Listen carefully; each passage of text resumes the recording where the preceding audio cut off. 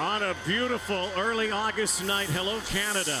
Welcome to the island of Montreal, which has been winning island lately. 3 straight wins for the Montreal Alouettes, streaking in the right direction. The Ottawa Redblacks have lost 4 straight. On the Redblacks, hope that the return of this man to their lineup, quarterback Dominique Davis, will help them get things turned around. He has missed the last 2, but in his last 2 starts, Davis 3 interceptions versus no touchdown passes. And his counterpart, as you mentioned, Rod, trending in the opposite direction. Vernon Adams Jr. with 3 consecutive victories, posted over 300 yards passing in a win over Ottawa earlier this season. Well, they're not getting too excited, according to Kahari Jones. Focus on every game and do it with passion as they try to take this streak to 4. And for Rick Campbell, the Eastern Division champions last year, 4 straight losses. They opened the season with 2 straight wins. The latest loss last week, a walk-off loss against the Calgary Stampeders in the nation's capital. And so they try to right the ship here tonight. Boris Beatty is going to kick this off. Redblacks won the toss. They're in white tonight. And they decided to take the football right out of the gate. Away we go from the hill at McGill. Devontae Dedman has speed, and he's brought down near the 30-yard line.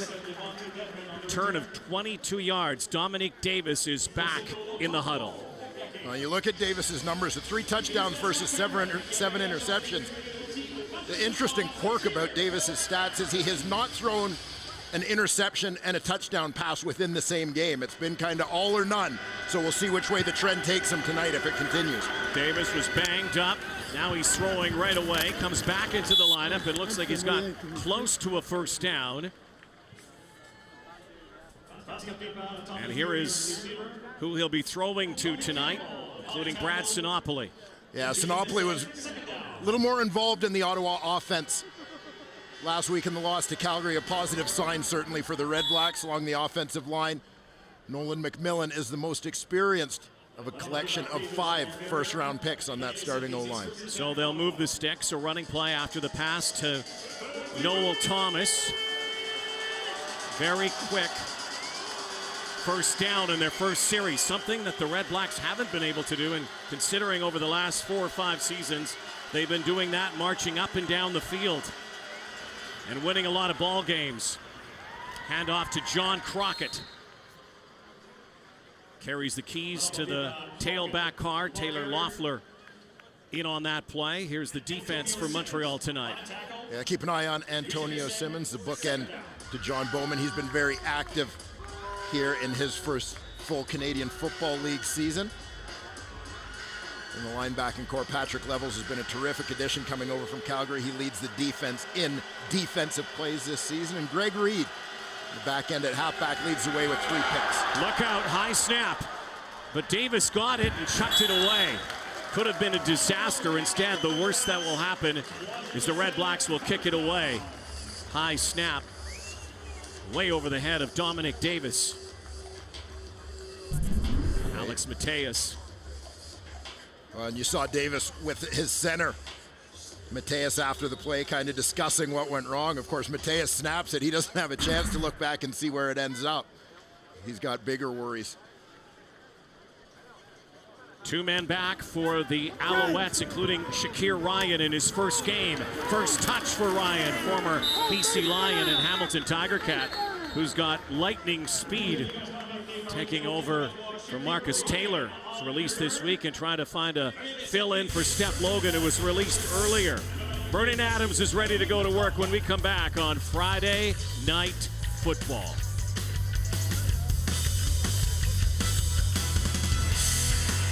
The #1 irons in golf. The CFL on TSN is brought to you by the Nissan Titan, official vehicle of the Canadian Football League. The slopes of Mount Royal, McGill University, Percival Molson Stadium. Alouettes back at it. Gorgeous night tonight. Vernon Adams Jr. and his Alouettes. Their offense takes the field. Last time they were on this field 2 weeks ago, coming off a bye week. An impressive win over the Edmonton Eskimos at home. Full of confidence right now is this Alouette team, Dwayne. And that's something that they've earned. I think they've done a terrific job fighting through adversity. One of the pieces they were missing last week, receiver B.J. Cunningham back in the lineup, a welcome addition. Along the offensive line, some shuffling with Tyler Johnstone out of the lineup at right tackle. Sean Jamieson slides out from guard to tackle. Spencer Wilson, the versatile veteran, plugs in at Jamieson's right guard spot. Passing down here for Adams, 2nd down and 7. Comes the blitz, and he dumps it off to power back William Stanback, who slipped up and is going to be shy about 3 yards, and a very quick 2 and out for the Alouettes. An auspicious beginning for the Alouettes here. Yeah, just a quick hitter. You got to believe that the Alouettes will be looking for different ways to get the ball into the hands of number 31 tonight. He rushed for an even 100 yards against Ottawa in their meeting 3 weeks ago. Montreal came into tonight with the least amount of 2 and outs in the CFL this season, but quickly 2 and gone. Dedman makes 1 miss, and then back up near the 30-yard line where Dominic Davis again will bring his offense out in the field. Watch the trends for both of these teams. They both do not score a lot of points in opening quarters, but you know what? That's kind of been a trend throughout the CFL this season, really the last couple of seasons. I'm not sure about the rhyme or reason to it, but it seems like there's a feeling out process. Very cautious beginnings to a lot of CFL games in opening quarters. Yeah, and you've got to believe even more so in a year where I think we're as close to parity as we've been in some time. When you look kind of top to bottom in terms of projecting teams' records at the end of the season, and and there may be a couple of extremes right now, but I think when things play out over the course of the season, you're less likely to see the 15 and 3s and the 3 and 15s. Maybe a little more like 12, 13 wins at the top, 12, 13 losses at the bottom. Just closing the gap a little bit. 2nd down and 10 from the 30. What you're also seeing is some dynamite defense early in ball games. Alouettes rush 3. Davis fires, and it's in and out, and it's picked off. And Ciante Evans has the interception, is brought down. Julian Feoli-Godino, and a turnover right away. Ciante Evans has his first pick as an Alouette, and instantly into field position through the gloves of Julian Feoli-Godino. Into the midst of Ciante Evans. INT-ALS. Montreal ball when we come back. And body. Julian Feoli-Godino, the intended receiver, is running an in route on the play. Ciante Evans, one of 3 DBs, dropping to cover their thirds as that ball gets deflected, thrown a little bit behind the intended receiver. Evans, in covering that deep zone, finds himself in perfect position as it's tipped up in the air. Yeah, that one will go to Dominic Davis. That's his 8th interception, but a lot of that is also on Feoli-Godino. Yeah, the throw was just a hint behind him, but definitely a catchable ball. Immediately to the score zone. The red zone inside the 20. Adams looking to make them pay. Will he? Oh, going up high for B.J. Cunningham. A little too high that time as Cunningham returns to the lineup and almost returned to the score sheet.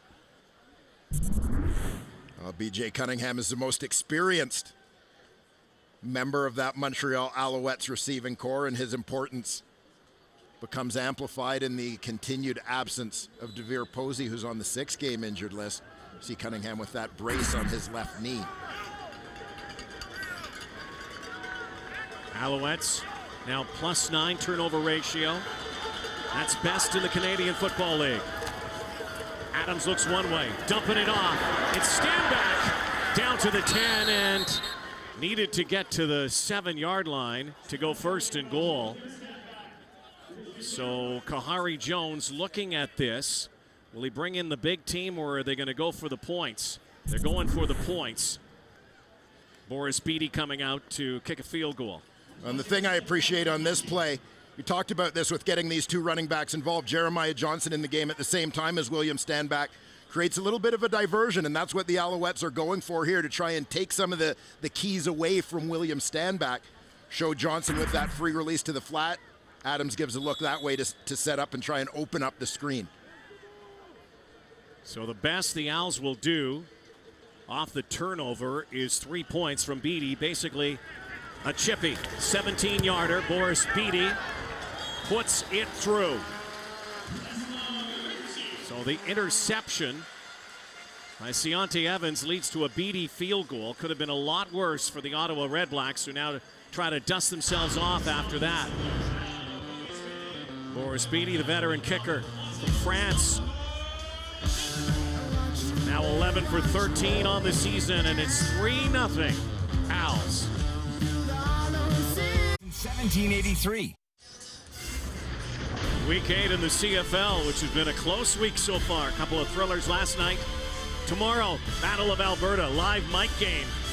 You hear from the quarterbacks, the coaches, and a couple of key defensive players. Well, I think you might get a chance to hear what it sounds like when a quarterback gets hit, with the mics on Almondo Sewell and Cordero Law tomorrow night. Yes, we will listen in. It's tomorrow. 2 4-2s, Stamps and the Eskimos. How about the games last night going down to the wire? We're in Toronto. Argos finally got off the schneid. Yeah, what the records say on paper doesn't mean much come game time. See if the close game trend continues here in Montreal tonight. 3-zip Alouettes, the handoff to Crockett, cutting back, and is met head on up to a 45-yard line, and a first down again. As John Crockett, who averages 5.7 yards a carry, gets more than that for a first down. Former star from North Dakota State. Yeah, Crockett has been a terrific addition to this Ottawa offense. Of course, it would be Taylor Loeffler. Lower in the boom. Another 1st and 10. Play action. Davis this time pegs it off to Sinopoli, who fumbled the football. He had it stripped by Taylor Loeffler, who plays pickpocket.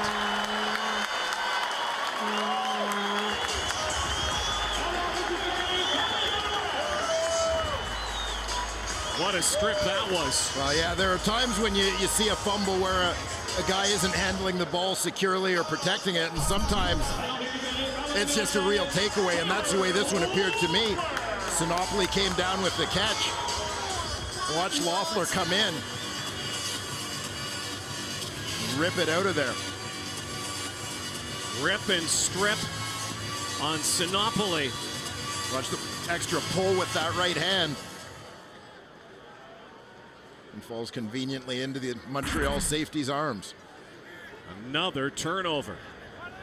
Now plus 10, the Alouettes on the season. Play action again. Adams on the run. B.J. Cunningham, 62 straight games now with a catch again. Missed 2 weeks ago. Well, we're going to take a look at the end zone shot of this, and you maybe get a bit of an indication of the vision of Vernon Adams. This is a great timing play and timing throw. As he's throwing this to a spot, as Cunningham is working to that spot, absolutely threading the needle. You saw Randall Evans, the corner, closing from the outside. DeAndre Ferris, the halfback, making that a tight space from the inside. Should be a free play here for the Alouettes. Stand back, crashing near the 32-yard line. Going high and then coming up about a 5-yard gain. Looked like the Redblacks had moved. Ottawa number 42. 5-yard penalty. Repeat, first down. Dave Foxcroft, our referee tonight here in McGill.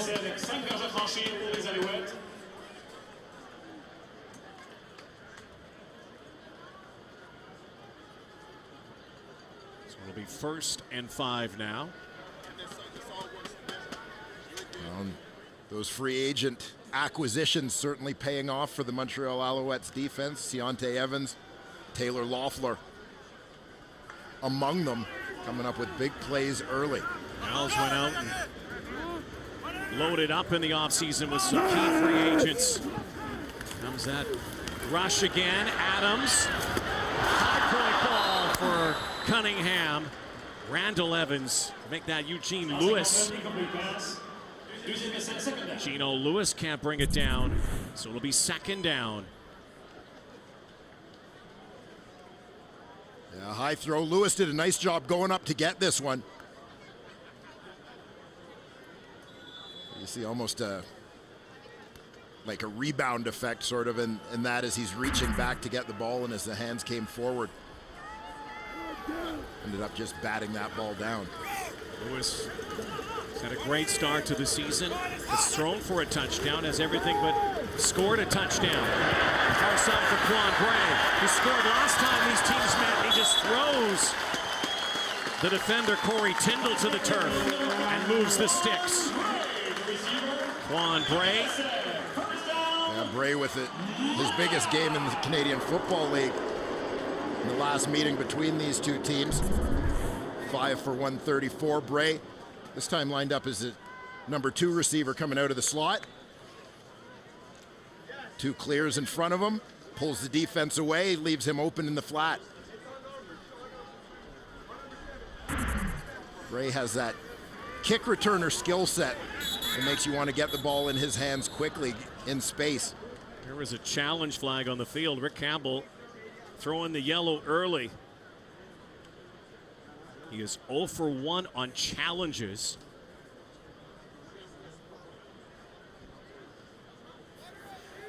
Ottawa is challenging that there was offensive pass interference against their defender number 7. We'll review the play. Chris Randall would be that defender. We'll take a look at it as Command takes a look at it. We'll step aside and return on Friday Night Football on TSN from Montreal.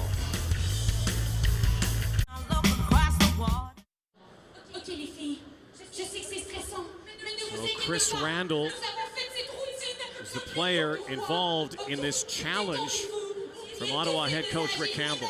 Yeah, and we talked on that play about the 2 clearing routes kind of opening things up for Quan Bray. Chris Randall, the corner on that side, was one of the guys that got pushed off, but to me, I think when you look at the replay, it looks as if Randall is actually fighting to go with one of the receivers going deep as opposed to getting pushed deep by a receiver. So the verdict is in. Let's go to Dave Foxcroft.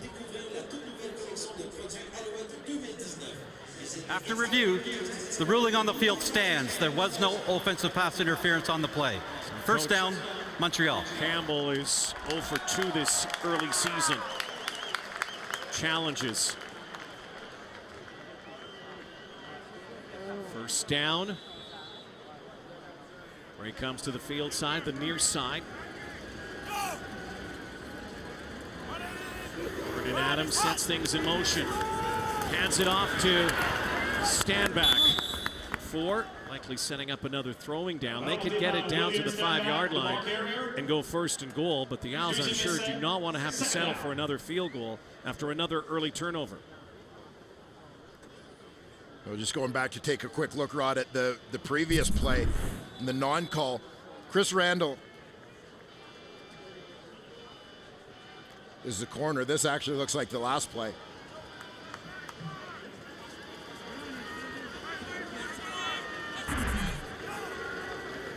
So 2nd and 7. Trying to find pay dirt. Adams forced out. Flushed, rushes down inside the 5, dives for the cone.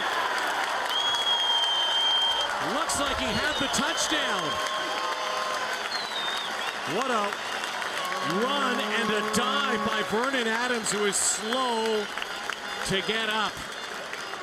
And in some discomfort on that far sideline. Well, the heck of an effort from Vernon Adams. You know, it's one of those where as a coach, you're holding your breath a little bit because probably in any other part of the field, you're thinking somewhere along the way here, he might go out of bounds or might slide. But because he's so close to the goal line, he's fighting for that touchdown. I think it was a matter of sort of landing on the combination of the ball and the pylon with a defender on top of him.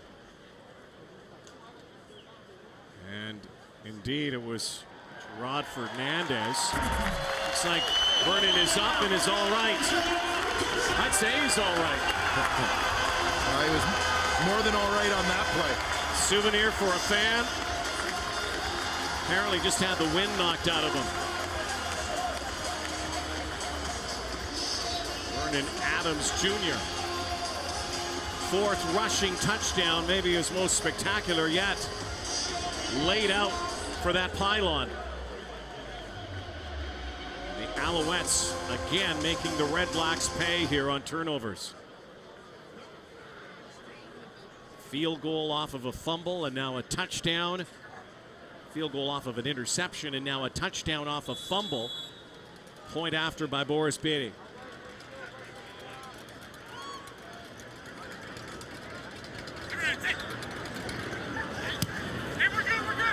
No problem. 10-0. Alouettes have the crowd into it. They've got momentum as they seek a fourth straight win. Let's go to the sideline. Patrolling it once again here in Montreal is John Lou. Well, thank you, Rod. And after that score, it's an opportune time to ask, are the Alouettes favorites or are they underdogs in the wide open East? And the fact of the matter is that they're not really paying attention to those perceptions because in their minds, the team is still trying to forge an identity. It's too early in the process in light of all the turbulent events that started this season that led from the offseason. And so the Alouettes are simply trying to forge an identity for themselves. Players in Kahari Jones saying that it's too early in the discovery process to define what they are, but universally the one characteristic that players and coaches are pointing to that they do like is that this team does not quit, even in their 2 losses that open the season, guys. A little question about that. We had an opportunity to see the Alouettes in week 1 against the Edmonton Eskimos, a game that looked like it had been decided early. And this team, particularly when Vernon Adams came off the bench, looked terrific down the stretch. You see Antonio Pipkin beside him, by the way. Pipkin injured in week 1, opened the door for Adams. Pipkin had been the opening night starter. Got pipped. Pip got pipped. Devontae Dedmon with a spark here. Full throttle. He can fly. Goodbye. Taunting him down the sidelines, and Devontae Dedmon with a huge touchdown and a gigantic answer from the Ottawa Redblacks. Dedmon did that in the preseason. Earned him a job. And this time, 111 yards. And another kick return touchdown from another CFL Dynamo. And you get a great indication right there of the extra gear of Devontae Dedmon as he just turned it on to get to the sideline. And Milt Stiegel will tell you, you can't let the kicker catch you. And Dedmon certainly ran away from Boris Beatty on that one. They'll go for 2. And Brendan Galanders has the 2-point convert, and suddenly all of the momentum that Montreal had evaporates quickly. A 111-yard return. Brendan Galanders with a 2-point convert, and now it's a 2-point ball game. And a Red Black team that is now 5 of 7 on 2-pointers this season. A good-looking play on the 2-point convert. The man of the moment, however, Devontae Dedmon. And, you know, you talk about questions and answers. One of the big questions for this Ottawa team coming into the season, we knew they had receivers to replace in Greg Ellingson and Deontay Spencer in particular. The big thing with Spencer was that he was more than just a big-time receiver for them, but also very important in the return game. Devontae Dedmon. Everybody back home, man. Let's get up. Providing that kind of special team spark to which this team became accustomed with Deontay Spencer in red and black. Dedmon running down the sideline. star out of William and Mary. Another good kick returner slash receiver slash head coach slash legend. GM slash president slash running back. Prime Minister of Canada, Michael Pinball Clements. Yes, sir. Out of William and Mary, who must be smiling. Well, wait a second, he smiles all the time. Ryder Stone, nice return. It's been the year of the return so far in the Canadian Football League, and Deadman adds. Available intelligent around view monitor and standard rear cross traffic alert. Don't settle for less than the Nissan Rogue.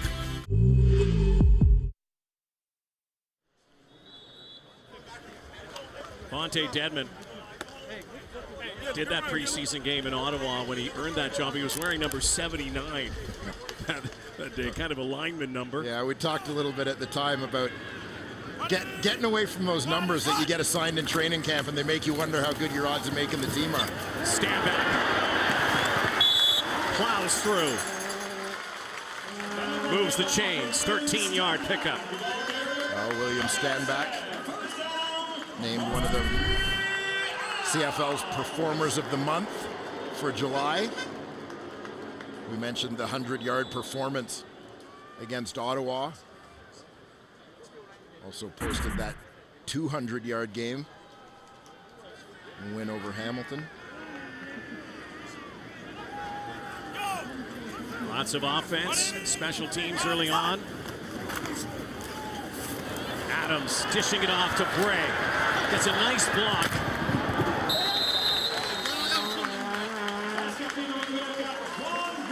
Quan Bray close to another first down.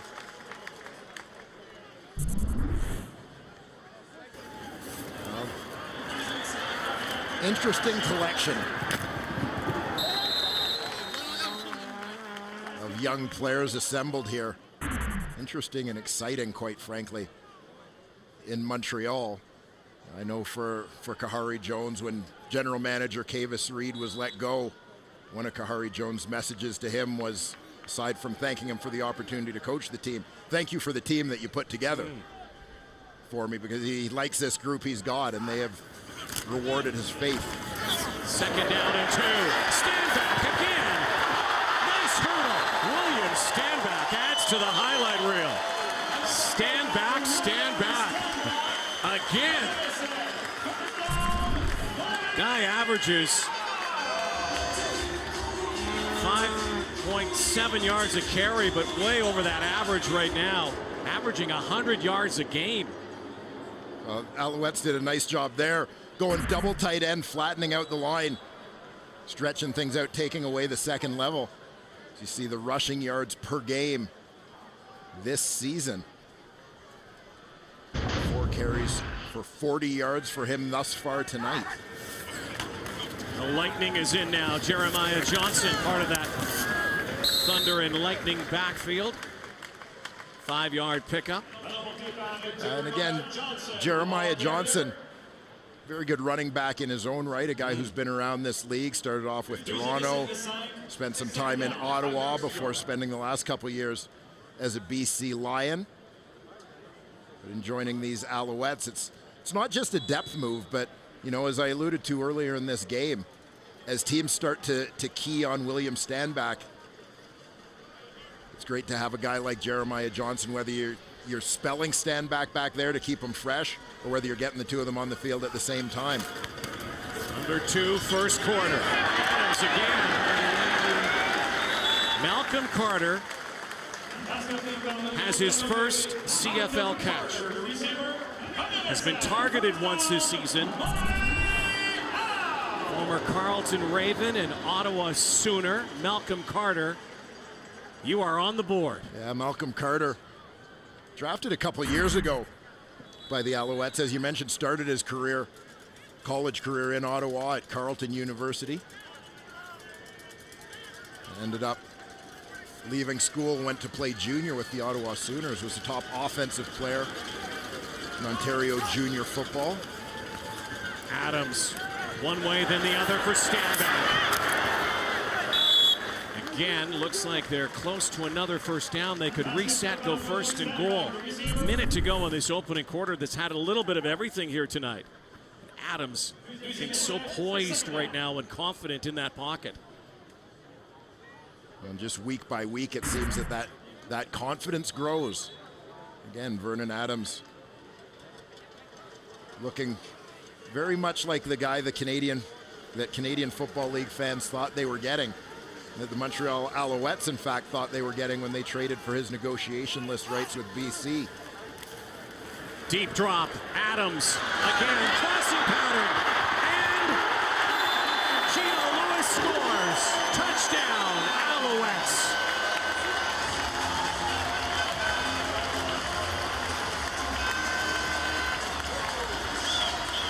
Eugene Lewis. Touchdown number 1. And a little posing in the end zone. Why wouldn't you? There's one for the souvenir case. Yes, sir. Threw one 2 weeks ago. Yeah, Vernon Adams Jr. reciprocating here against the Ottawa Redblacks. Lewis threw the touchdown pass to him a couple weeks ago. A little razzle-dazzle play. This time it's Adams to Lewis for the major. Now, did his knee go down? They're looking at that at command. Yeah, just reviewing that. I think that knee may well be down before the ball breaks the plane of the goal line. Yeah, that celebration may be a little premature in the end zone. They may have to line up once more. We'll find out. They're reviewing it. Every scoring play is reviewed.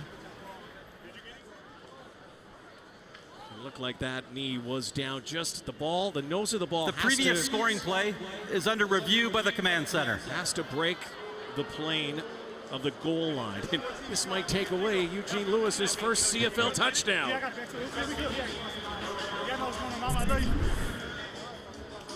We'll take another peek here. I think he's down. See, because the knee is down before he has a chance to reach. I think they're going to give them the first down, and they'll go first and goal. Yeah, and this is our best look right down the goal line. So there, his knee is down, and you can see he's well short of the, well, in slow motion terms, well short of the goal line. So, verdict is in. Will they reset? After review, the ball carrier's knee was down short of the goal line. It'll be first down, Montreal from the 1 yard line. So first and goal, taking away that souvenir football. Yeah, so presumably he will give the ball back, and Vernon Adams Jr. will still owe him one. Yeah, or maybe you call a running play here, or a little passing play. Vernon Adams Jr., the 26-year-old Californian, came to the CFL with so much promise and hype, and it's taken a bit. BC to Montreal. Yeah, and you know, we talk all the time in this league about how it takes quarterbacks time to develop. It's been a circuitous path for Adams, but he's certainly finding his way here in 2019. Adams trying to pull in, goes in backwards. They're giving him the touchdown. So now Vernon Adams has 2 touchdowns tonight. And now they're going to redo the photo. See, that other one was photoshopped. And now notice, though, the key for Adams, though, he's pushing for the whole team to celebrate together, which, you know, some people say whatever they want to say about the celebrations, but he's guiding, leading the way, saying we scored as a team, let's celebrate as a team. And this is a score as a team. A scrum that 12 men pushing in the same direction. Carries that ball over. So the touchdown taken away from Eugene Lewis. That's an interesting formation. And then Adams has his second major of the night. The Alouettes respond to that kickoff return touchdown. Flummoxed Rick Campbell. Now there you see it, 8 plays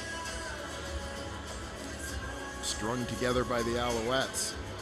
It's the 4th rushing touchdown in 5 quarters against Ottawa this year for Vernon Adams Jr.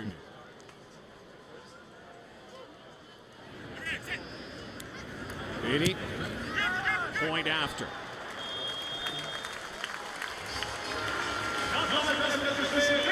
A lot of interesting stuff on that whole drive. Mishmash, balance of plays, and that's something, frankly, we haven't seen from the Montreal Alouettes in years. That kind of positive momentum, that kind of spark. And a lead early on here. First quarter, thanks to Vernon Adams and the Montreal Alouettes. Catch up anytime on CTV.ca. Well, the Montreal Alouettes give up a touchdown for the first time in the first quarter of this season on that long kickoff return. Vernon Adams, though, the story so far, 8 of 10 so far. You can see the passing numbers. Just 69 yards, but key 69 yards. And, of course, he does it with his feet. And speaking with Vernon Adams the last 2 times we've been in Montreal, talks about how, you know, the expectation and pressure is there, Dwayne, but he's saying he's having so much fun. And you can see that from the Alouettes right now. Yeah, you certainly can. And they're taking their cues from their head coach, and no one more than Vernon Adams, who is having the opportunity to learn from an experienced Canadian Football League quarterback, a guy who's been through what he's been through, who has seen the things that he's seeing, and able to impart some of that, not just knowledge, but a mindset as well. Adams playing with so much confidence.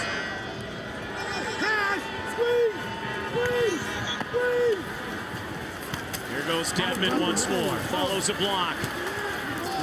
Another pretty decent return. Not the distance this time, but a good starting point for Dominic Davis. Time of possession has been a factor for the Ottawa Redblacks. You can see it's been diminishing week in and week out. They are dead last, 26 minutes per game. Time of possession. Rick Campbell yesterday said, simply put, we got to get our offense and keep it on the field a little more. Yeah, and that's going to be huge here. If you saw those numbers at the end of the first quarter, Montreal only allowed Ottawa to have the football for 3 minutes and 39 seconds of the opening 15. That's what Davis can do, run that football. Now he's going to tuck it, take it, and saunter out of bounds. Now you think that Ottawa defense kept on the field for 11 minutes and 21 seconds of the first quarter. Wow. If you get that trend continuing, and obviously it's going to be tough for anyone to have the ball that much in a game, but in terms of being dominated in time of possession, imagine the combination now of a fairly fresh William Stanback and a fresh Jeremiah Johnson running the football as this game progresses due to that time of possession disparity. Davis trying to get a first down.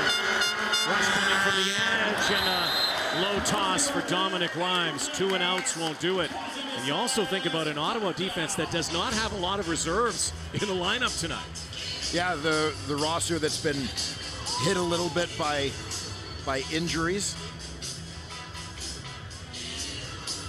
Among the absentees, of course, Antoine Pruneau, veteran safety.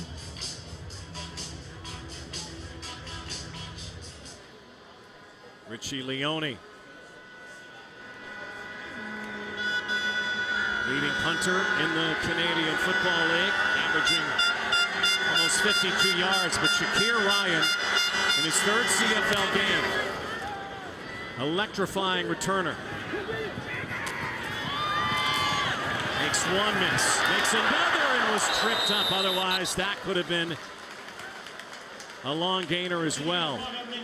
Alouettes seeking a return threat, and Shakir Ryan just might be that guy. Andre Montgomery with the shoestring tackle. A young defender and special teamer. Montgomery is going to see some reps at free safety tonight. We mentioned the absence of Antoine Pruneau. They can juggle their ratio a little bit, plugging in the Canadians and the defensive line to free up that safety spot to play the American. First series, quarter 2. Hit screen, Quan Bray in stride. Andre Ferris tackles him, former West Kentucky Hilltopper.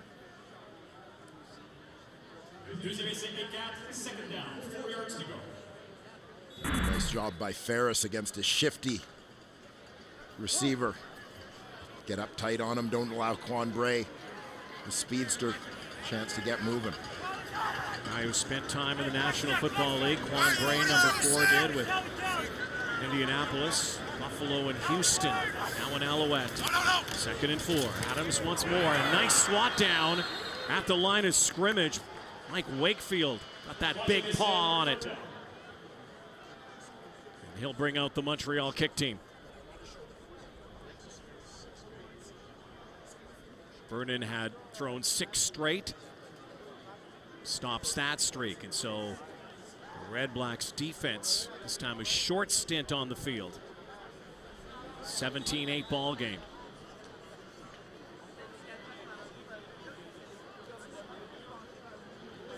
Dedman is back near his 20. No breeze here tonight. Cloudless sky. Twilight setting in.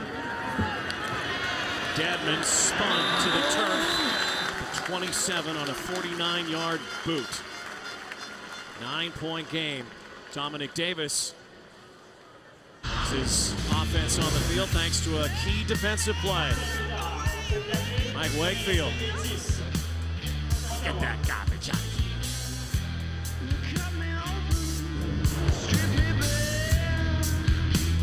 Deal only at Burger King. I just want to take a look back to something Montreal did offensively that I really liked.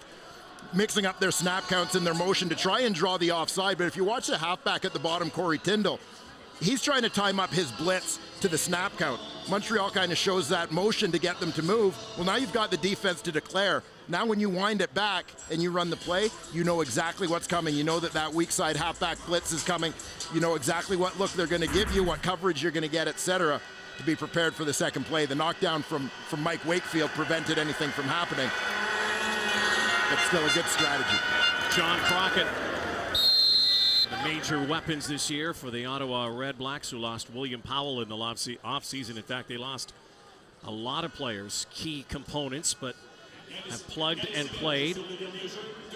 Crockett has been a force. Has yet to score a touchdown.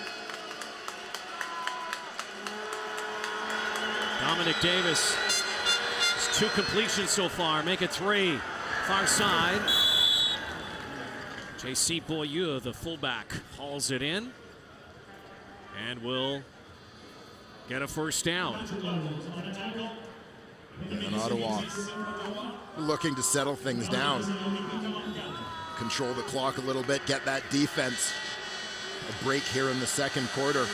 Let Dominic Davis try and find some kind of rhythm, maybe with some quick hitters here, having not played in the last couple of games. Not played, and rather a daunting start. Comes into the ball game, throws a pick, and now we've got tempers. And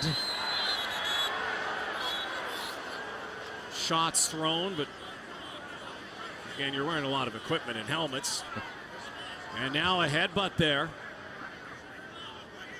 Chris Aki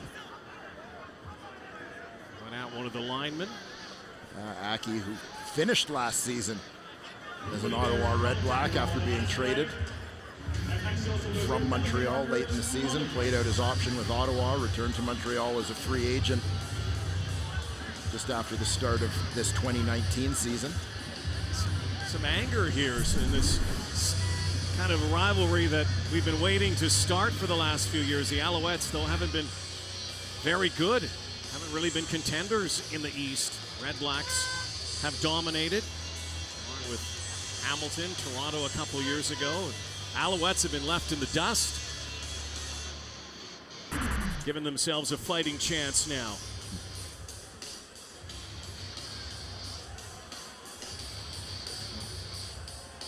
We'll see where the flags leave things here.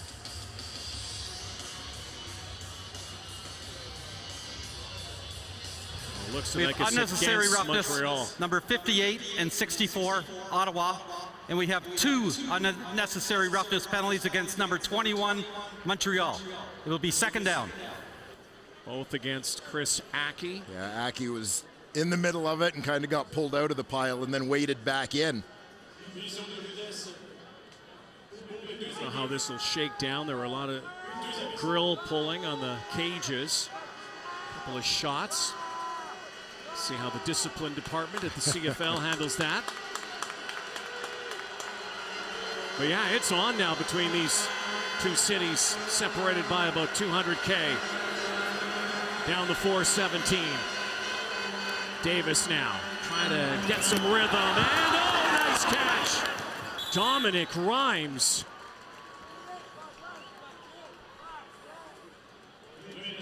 Little juggling act on the far side for Dom Rhymes from Dom Davis. Yes.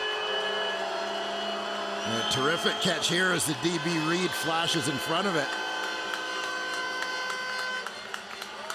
But nice concentration there from Mr. Rhymes to stay with the ball. Furthest the Redblacks offense have penetrated so far. That needed to be another juggler. Not caught, though, by Beaulieu. And Taylor Loeffler adding insult to injury there, or maybe adding injury to insult, lowering the boom on the fullback after the drop ball. Where's that war paint? Quite honestly, doesn't he? This Warrior, watch this. You got to keep your noggin up out there. Loeffler will take it off. Davis. That was almost picked. Well, Chris Aki channeling his anger for more positive gains to snuff out that Ottawa drive. So now Ottawa brings out Richie Leone. They're not going for a field goal here. It would have been about a 53-yarder. Lewis Ward has that streak of 64 straight. Instead, Leone, who has not hunted the ball within the 10-yard line this season. Will he this time? Might have just there. Let's see what the official says. Will this be inside the 10-yard line? No, just outside. Pretty good kick, long field for the Alouettes when we come back. Montreal leading 17-8. The hitman is at it tonight. Taylor Loeffler, all-star. Chris Aki at it as well. Tempers tight on Friday Night Football. Canada, only on TSN. Just when you need a little ice in summer, the World Junior Summer Showcase continues tomorrow. World's top under 20 prospects head-to-head, and teams look to cement their rosters ahead of the 2020 World Junior Championship this December. U.S. and Canada battle at 4 Eastern, 1 Pacific, only on TSN. Great night to be at Percival Molson Stadium. The vibe is back here in Montreal in a big way, and thanks to this resurgent Alouette team leading early on here tonight. That's a high toss, errant toss from Vernon Adams. Well, you're absolutely right about the crowd here, Rodwin. You give them something to cheer about at Molson Stadium. It is one of the most electric atmospheres in the Canadian Football League. You could smell it sometimes, couldn't you? Well, yeah, you could. Yeah, now it's legal to smell it, Rod. Yes, it is. Friday Night Lights here tonight. Great city of Montreal. Team that's had a lot of adversity away from the field. Ownership situation, GM, head coach. They're winning. Eugene Lewis. There's a guy who's faced a lot of adversity in his time. He's come up catching footballs. Eugene Lewis on the outside here.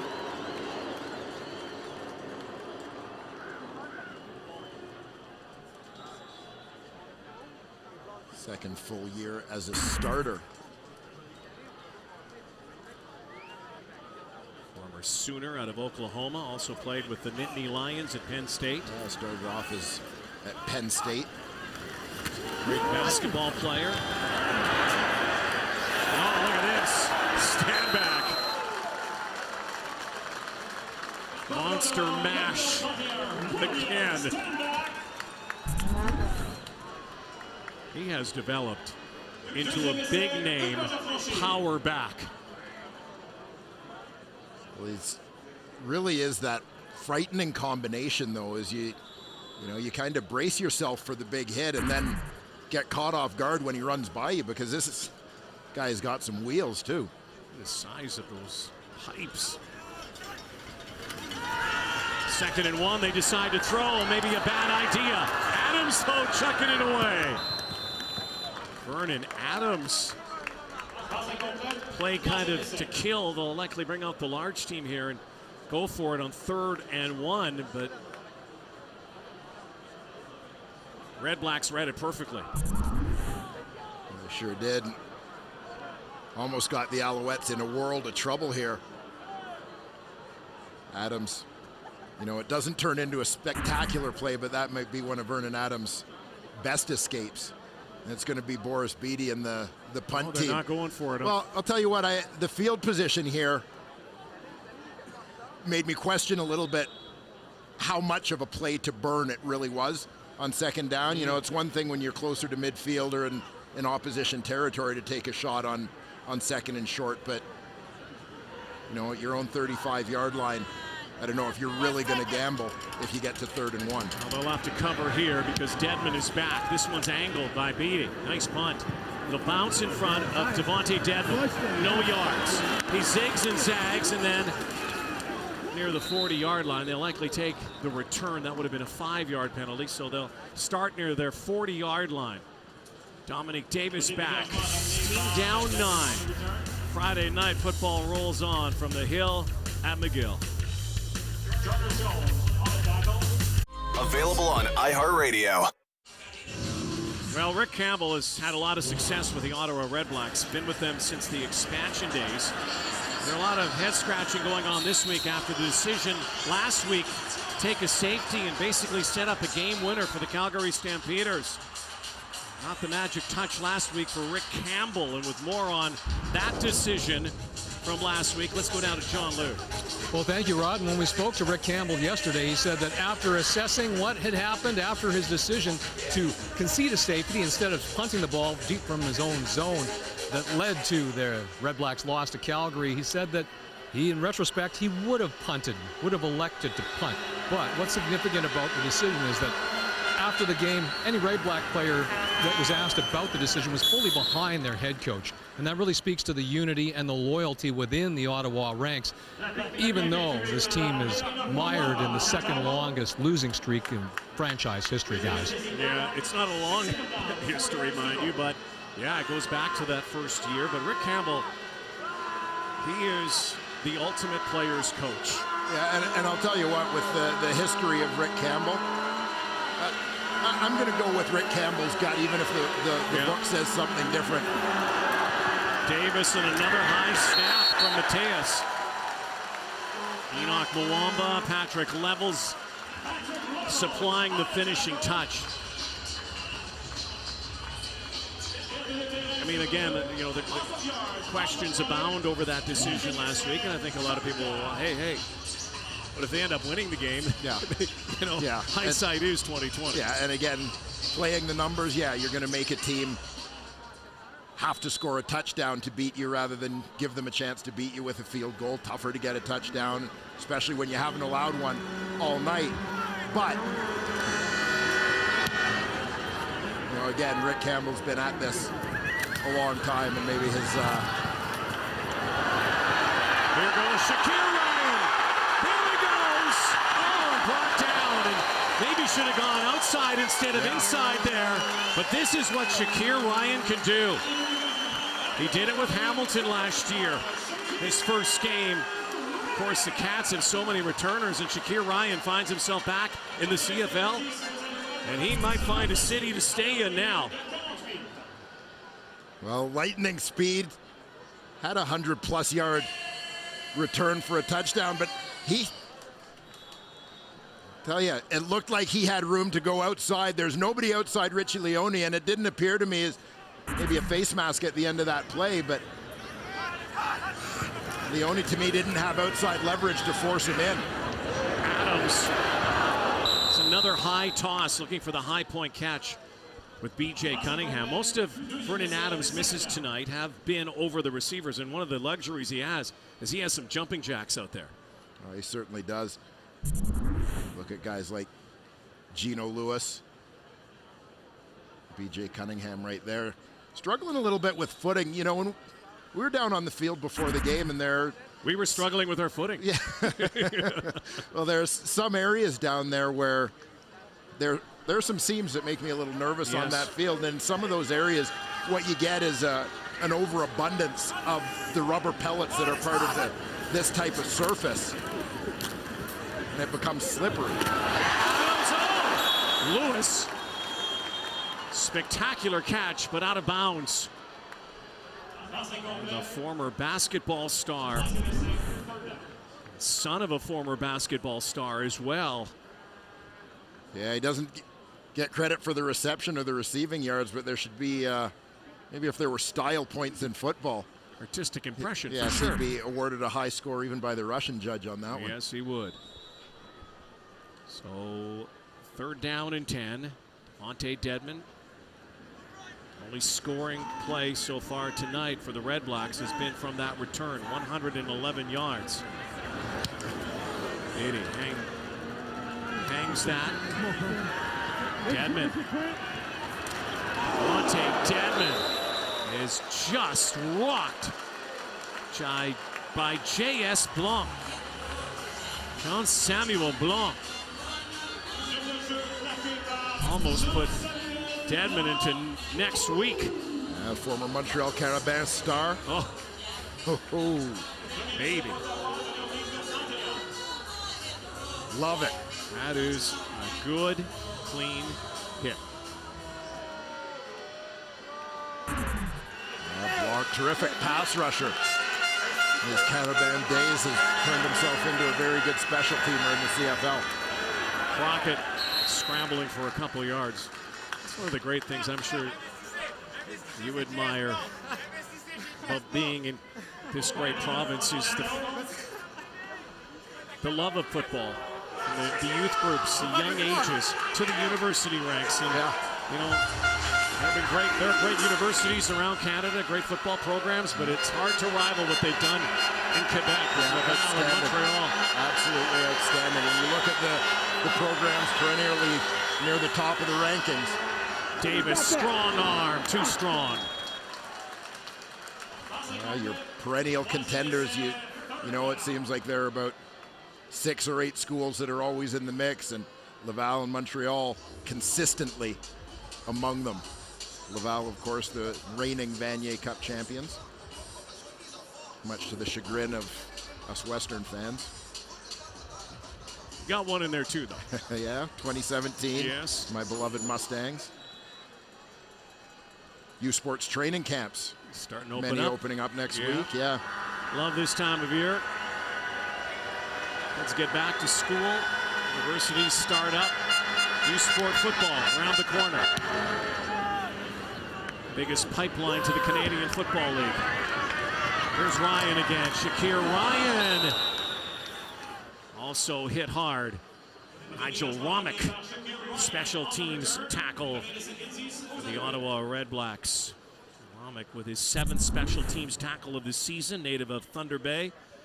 He played in the Atlantic Division in U Sport, St. Mary's. Leading special teams tackler for the Redblacks. We talked a little bit last week about Romick as one of the handful of remaining original Redblacks from that inaugural 2014 season. Seems so long ago. Getting close to the 3-minute warning. Double tight end set. Operate with Standback once more.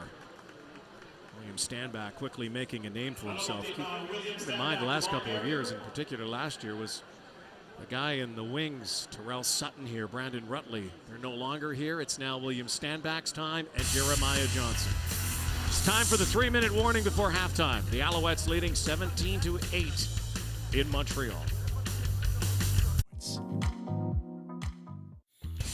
Rod, the boys back in the studio getting set for Rem at the half. We'll talk about Vernon Adams, William Stanback still rolling for Montreal and how those early turnovers have made life that much tougher for Dominic Davis and the Red Blacks offense. Also talk about Stampeders Eskimos tomorrow. Back to Rod and Wade.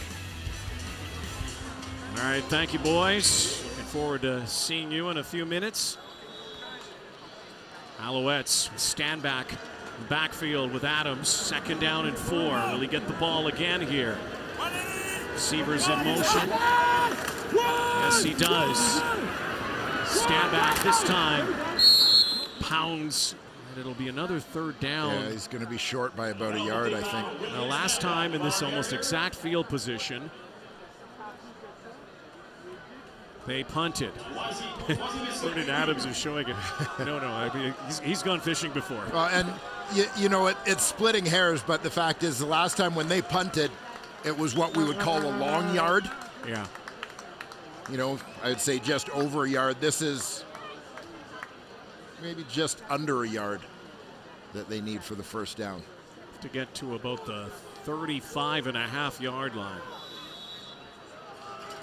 There's that formation again. Cluster. Oh, and Adams has stood up. That 2nd effort got him the 1st down. Initially, looked like he was stuffed.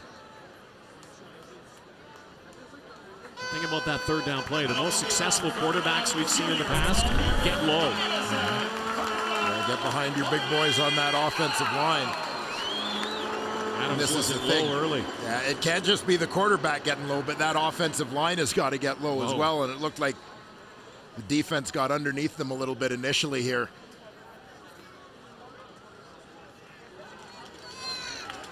Time to play with the clock. Trying to get a couple of 1st downs, moving into scoring position for the Red Blacks, looking for a stop over the top for Cunningham. Hernandez there on a tackle. Tag team tackle. Looks like a gain of almost 8 yards. Almost 9 as a matter of fact. Jay Cunningham, Michigan State Spartan, Dolphin draft pick. 5th season with the Alouettes. I'm a feature receiver.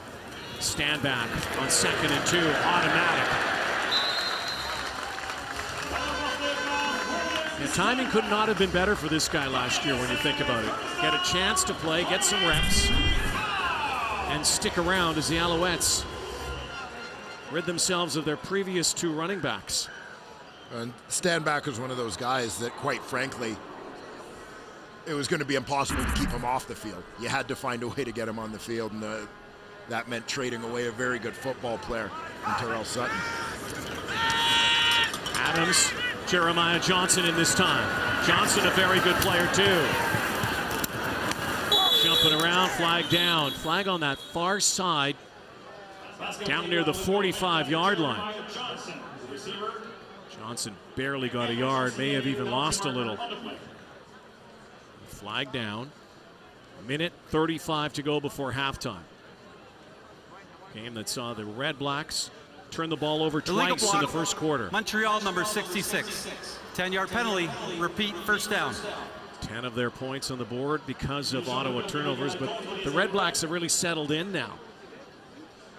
Yeah, they certainly have, and obviously given a little bit of breathing room for the fact that they haven't been able to muster a lot offensively, but that kick return by Devontae Dedman, special teams helping pick up some of the slack here. Dedman gave them life, and now 1st and 20. And Adams goes running. Terry Latanzio, Avery Williams tackle, and now long 2nd down. If Red Blacks play this right, they could get the ball back and try to score before the half. Quarterback draw, they're trying to lure that pass rush upfield and let the defenders' momentum take them, push them into the lanes. A good reaction from the Red Blacks there to shut her down. 2nd down and 13. Stand back in the backfield, stays into block. Adams, and trying to lunge out is Bray. Blanket coverage from Randall on that far side, and so indeed, Red Blacks will get the ball back and a chance to drive it upfield. Put themselves in scoring position. Vernon Adams flatlining 2 of his last 8. It was 9 for 11 out of the shoot.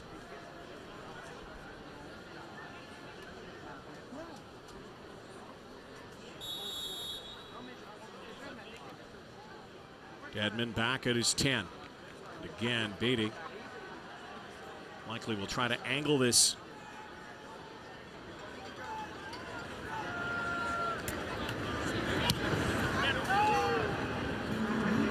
To the near hash. Bounces once, no yards. There goes Dedmon again. Stays on his feet. Devontae Dedmon still on his feet. No way! Are you kidding me? Foot race now. Dedmon down the sideline. An amazing return by Devontae Dedmon.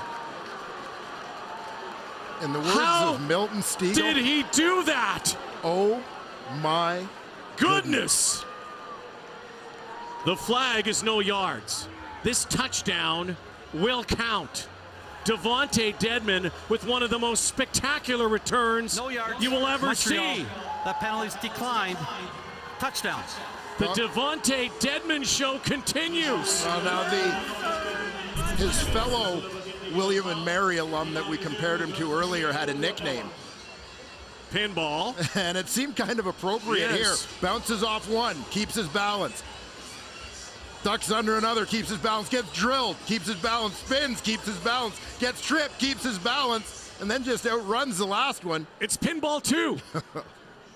Devontae Dedmon, star from William and Mary, star tonight for the Ottawa Redblacks. And the year of special teams, the year of the kick return continues. Yeah, this is it. We got a note earlier from CFL statistician extraordinaire Steve Daniel. Pace for a record year. Dominic Davis for 2. Big stop. Tommy Campbell, but still. Alouettes stop the 2-point convert, but they can't stop Devontae Dedmon tonight. Oh, they sure can. Dedmon running. So his kickoff return was the 7th kickoff return touchdown this season. That ties a single season high set in 03 and 94. In only 30 games. Devontae Dedmon tonight has become the first Ottawa player in franchise history, from the Rough Riders to the Red Blacks, the Renegades, to ever score 2 returns on kicks in Ottawa franchise history. Never happened before till tonight. 111 yards on a kickoff return. 95 yards on the punt return. And guess what? He may not be done yet.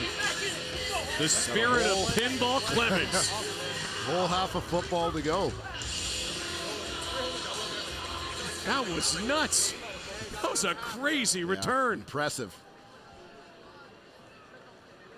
And again, a silencer here. And his stadium is pumping up the volume. Go, go, go, go, go! Shakir Ryan trying to join the show. So that is now another kick return touchdown this season. On pace for over 30 right now. Yeah, 15 last year in 2018. If I'm a CFL special teams coordinator, yes, I am asking for a raise. In many ways. Yes. For both ways. You know what I'm saying? That could be a job full of victory and glory and agony. Yeah, those guys are not getting a whole lot of sleep right now. Both of these teams did not surrender to kick return for a touchdown or scored this season a kick return for a touchdown. And so Devontae Dedmon becomes another footnote in CFL history. 20th time But a player has returned 2 kicks. There's Bob Dice. Bob is only 18 years old. He's got yes, the stress of the job, it's taken its toll. That's what can happen. 20th time that a player has returned 2 kicks in a game. No one has ever returned 3. No one ever. That could happen tonight, the way that guy's running. That is off the charts. Thank goodness for the Ottawa return team tonight. It's kept them in this ball game. Yeah, very much overshadowing the fact that the offense hasn't mustered a point for the Redblacks thus far. 85 net yards of offense. And over Dedmon, 200 yards, 111 and 95. Well, and his total return yards, 300 on the game. Offense, 85. Dedmon, 300.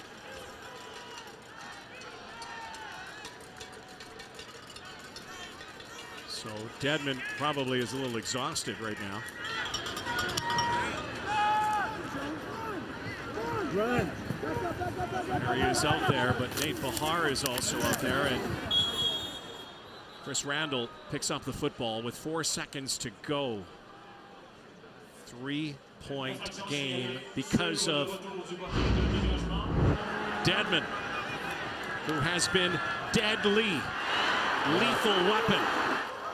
This is it, Ottawa fans. You've got less than 100 yards of total offense. You haven't been the beneficiary of any turnovers, so how are you only trailing by 3 points? Devontae Dedmon. Yeah, special teams, that return game. Led by Devontae Dedmon, getting her done. Redblacks will take a knee. Devontae Dedmon will go get some oxygen. May not be done yet. Stand by. Let's go. We got to have a heck of a second half coming. The first half had a little bit of everything. Devontae Dedmon, a whole lot of him. A lot of Vernon Adams and the Alouettes, and it's a 3-point game on Friday Night Football. Rod Smith, catch your breath. Back to you. It's Friday Night Football, yeah! Now Vernon Adams has 2 touchdowns tonight.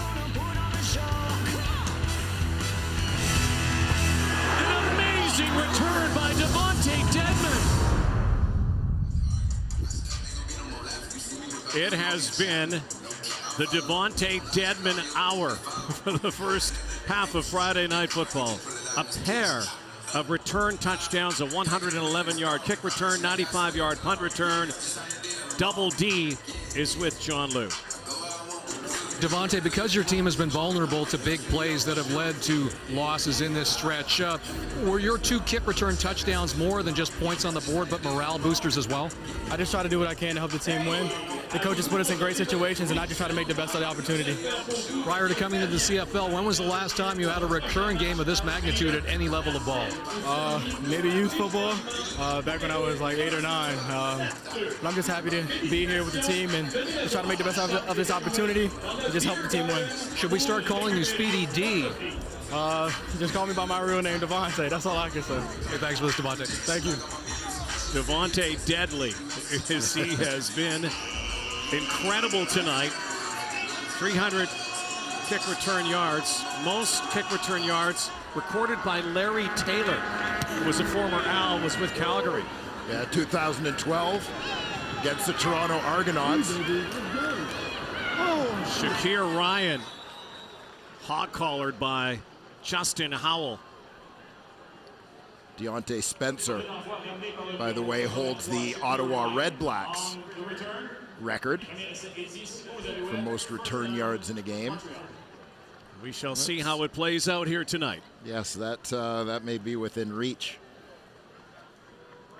You'd have to think that the Alouettes went into the locker room thinking, okay, we're going to find a way to stop this guy, and they might be kicking away from him a lot more tonight. But Vernon Adams with a 3-point lead. First series, second half. I've seen a lot of Williams stand back. I heard the guys in the studio talking about the importance of stand back in the lineup. There's a flag down on the first play from scrimmage here in this second half. Holding. Montreal, number 51. 10-yard penalty. Repeat, first down. And if you're just joining us, missed a lot in the first half. 2 turnovers by the Redblacks resulted in points by the Owls. Interception led to a field goal. Fumble return led to another a touchdown. It was 10-0 early. Then this guy went to work. Yes, sir.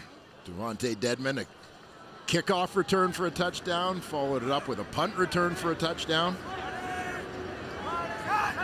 4 receivers to the right for Adams with good protection. And a bad toss for Eugene Lewis.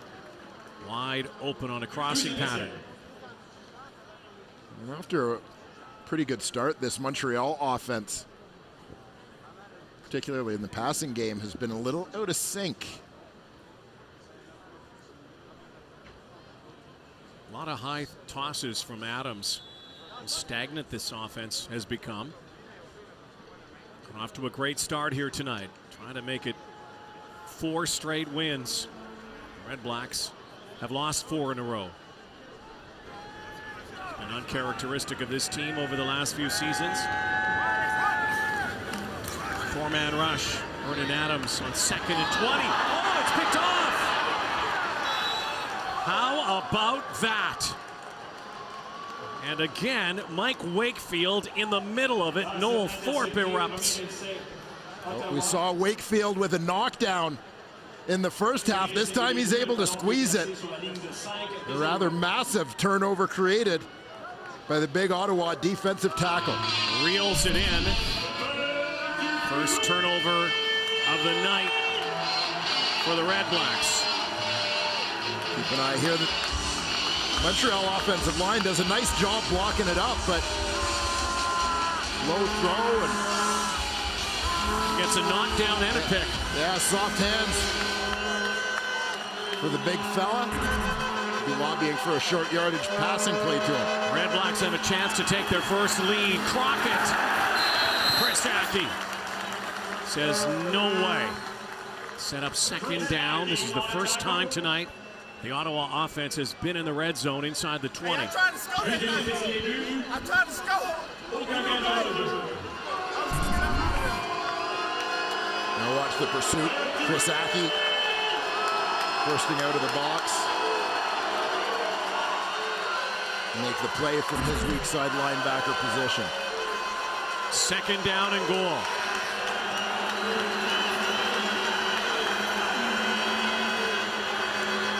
Davis. Touchdown, Brad Sinopoli. Back-to-back weeks. Sinopoli has his 2nd of the season, and the assist, a huge one from that huge guy. Yes, sir. Mike Wakefield sets the table for the Ottawa offense. Redblacks have their first lead. And Brad Sinopoli's going to come in motion left to right on your screen, slips out to the flat, and just gets lost in traffic coming from behind that line. Quick hitter from Dominique Davis, and going back to the start of the game, this is the first time this season now that Dominique Davis has thrown a touchdown pass and an interception in the same game. Lewis Ward, dependable kicker, point after. And now a 4-point lead, Redblacks. Turnovers played a part in this one tonight. Mike Wakefield's pick leads to the touchdown by Brad Sinopoli. And the Redblacks surge in front. Here's to craftier thinking.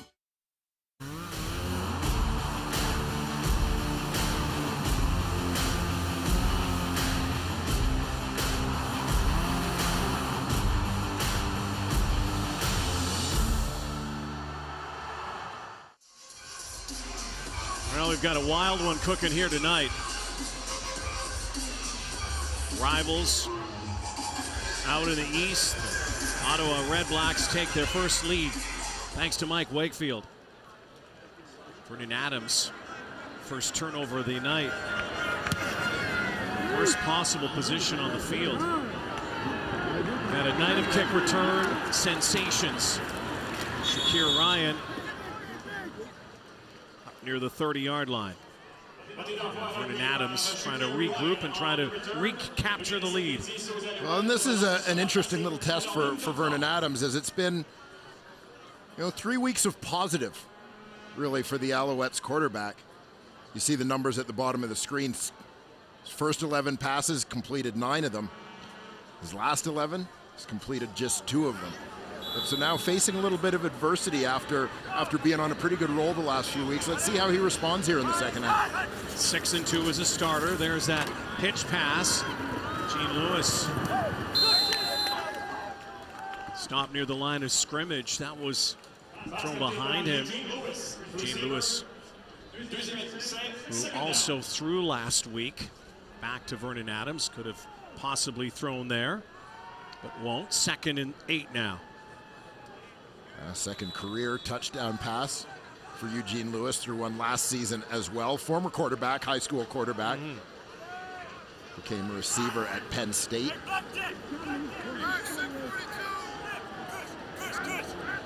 Change this play. Montreal won for their last 7 on 2nd down. This time, Jake Weineke converts up near the 52, his first catch of the night. That's a big-time throw and catch. Weineke has been, in terms of points per catch, one of the most productive receivers in the league. Came into this game with just 6 catches on the season, but 3 of those had gone for touchdowns. 1st and 10 from the 52. Stand back again. They like to work him to that A gap, and then Adams likes to throw that fake pass after, and this is a flag that was thrown after initial contact. Late hit, Gerard Fernandez. Works as the middle linebacker tonight in this Ottawa D. Likely flagged on this play. Major foul, face mask, Ottawa number 35. Premier essay, Montreal. Look at Dave Foxcroft rocking the French. Hey? Good call, David. That was really pretty blatant. Blatant and not the smartest play. Not really sure how Fernandez expected to get away with that one. Not sure. 1st and 10 at the Ottawa 40. The Red-Black defense has really settled in after a slow start, but William Stanback goes high, hurdle him again. How about this guy? Big body, powerful guy, but he can fly too. Yeah, and this is what I was saying about you anticipate as a defender with a guy who's a power runner like Stanback. You've got to get low and you've got to take him at the legs. So defender comes up to do that, Chris Randall, and he goes, shows you the athleticism and goes over you. 2nd and inches, and again Adams stood up, but second effort. Stanback tonight, by the way, averaging 8 yards a carry, 10 carries, 80 yards, close to another 100-yard game right at his average. What a revelation he has been this year for the Alouettes in those new look uniforms. New logo, new look.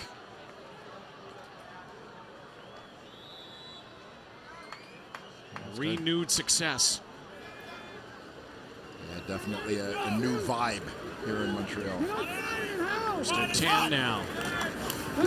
Play action. Adams going deep. Jump ball. Ron Brady caught that. What a catch and a touchdown. Big play, Bray. How about that? I think these guys are amping for a little celebration time on top celebrations of the week. What do you think? Yeah, this young team bringing all kinds of excitement to Montreal. And this was one that I know I was holding my breath a little bit when Vernon Adams put this ball up in the air. Juan Bray boxes out the defender, Anthony Chaffee. Goes up and gets it. Did he hold on? Did he hold on? Scoring play will be automatically reviewed. And that's what they're doing right now. Let's take a look. Did? I think he had that gloved hand underneath, but it's before command right now. That is a ridiculous catch. Play is under review by the command center.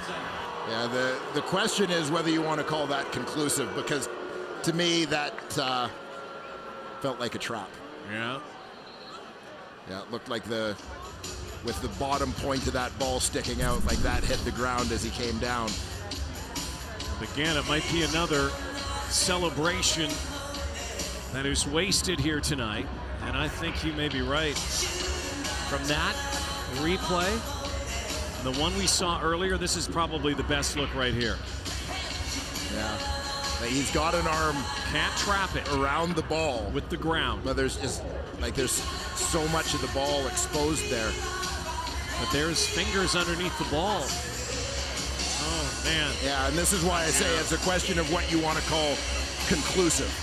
Because to me, there's such a percentage of the ball touching the turf behind where his fingers are. Like, yeah, his fingers are under part of it. So I will leave this. Yeah, I could see where there is some question. This is why this review is taking so long. The fact that it is taking this long might signal that it's not a touchdown.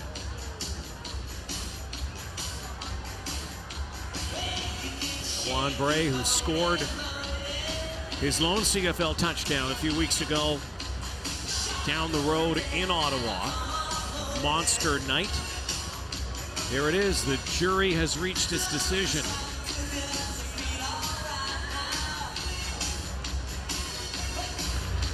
After review, the ruling on the field is overturned.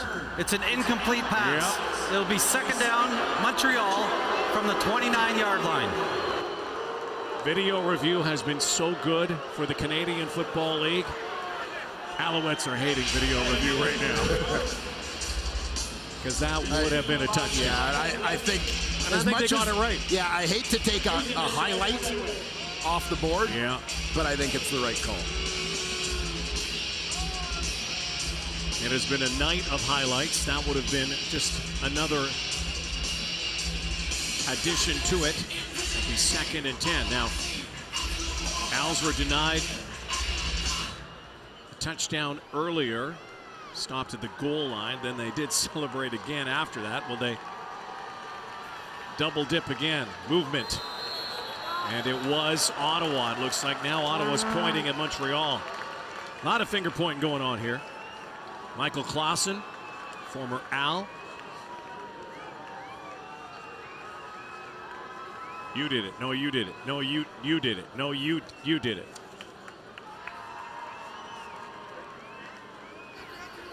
Offside. Who did it? Ottawa, number 94. 5-yard penalty remains second down. Changes things considerably.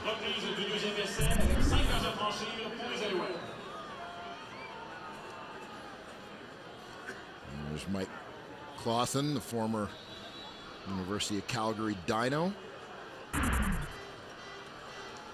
He was the only one that really wasn't pointing. You kind of knew. Yeah. 2nd and 5. Key down here. Big rush. Adams flushed and crushed and hit hard. And the ball is loose. Ottawa say they have it. And Vernon Adams on the turf. Looks like he's in some pain here. Get him out from under the pile. Still no signal.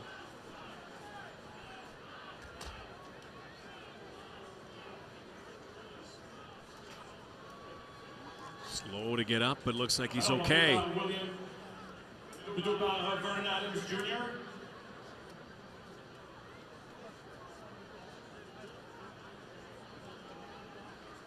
They are saying it is Montreal ball.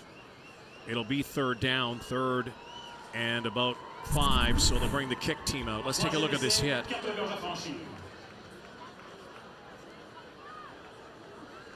Adams wrapped up and really not in a position to be able to defend himself or brace himself as J.R. Tavai comes from the backside.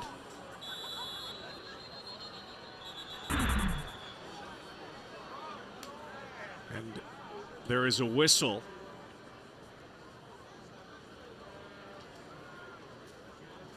Is there something from the sky that they might have notified Foxcroft on a potential on that shot hit, in the head. that shot to the head? So they're looking at that again. That can come from the eye in the sky. There is no challenge flag. They're looking at it here. Vernon Adams is looking at it, eyes wide. What do you think? And he was in a very vulnerable position. Yeah, you know, it would be a legitimate call based on the standard that has been set. Yeah. Looks like they are lining up, though.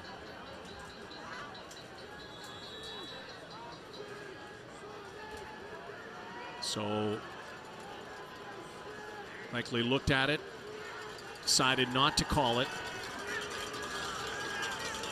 Beatty from the 30 to make this a 1-point ball game. What an interesting series. Touchdown taken away. The Owls still score.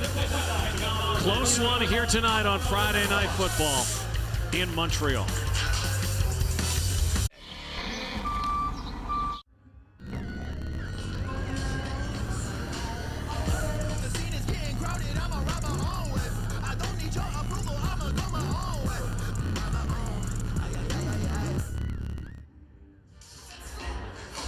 One-point ball game, 21-20 Ottawa now. You saw Vernon Adams take that shot in sitting position.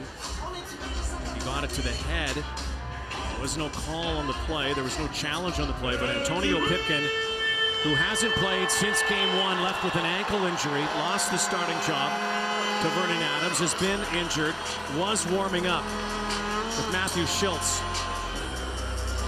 We'll keep an eye on that situation, but right now all eyes on number 17 in red and black. Devontae Dedmon. Boris Beatty puts it through the end zone, and Dedmon will give up the point to tie the game. And he leads the CFL in kickoffs. I don't know if I've ever seen that. It's like a Brad Marchand play, that. Boris Beatty. Well, again, this rivalry has been renewed.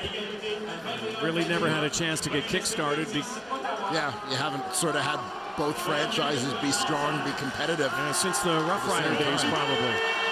Well, it's back now, and it's heated. And it's tied tonight, midway through the third quarter.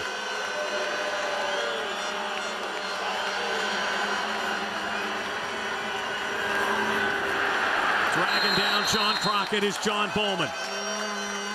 The ageless wonder. Another plunder here.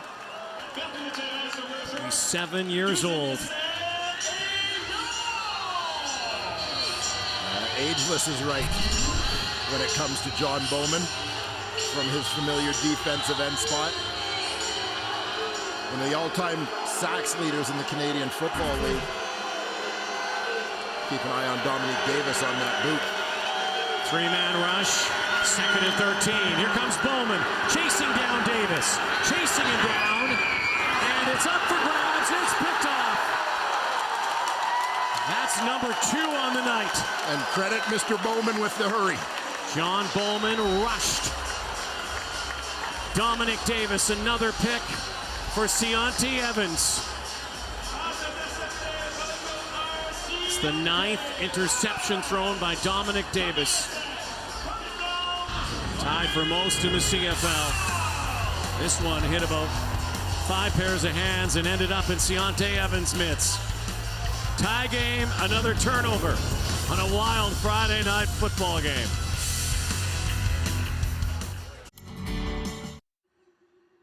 Got 7 good reasons I should give her a call. It all worked out when you walked out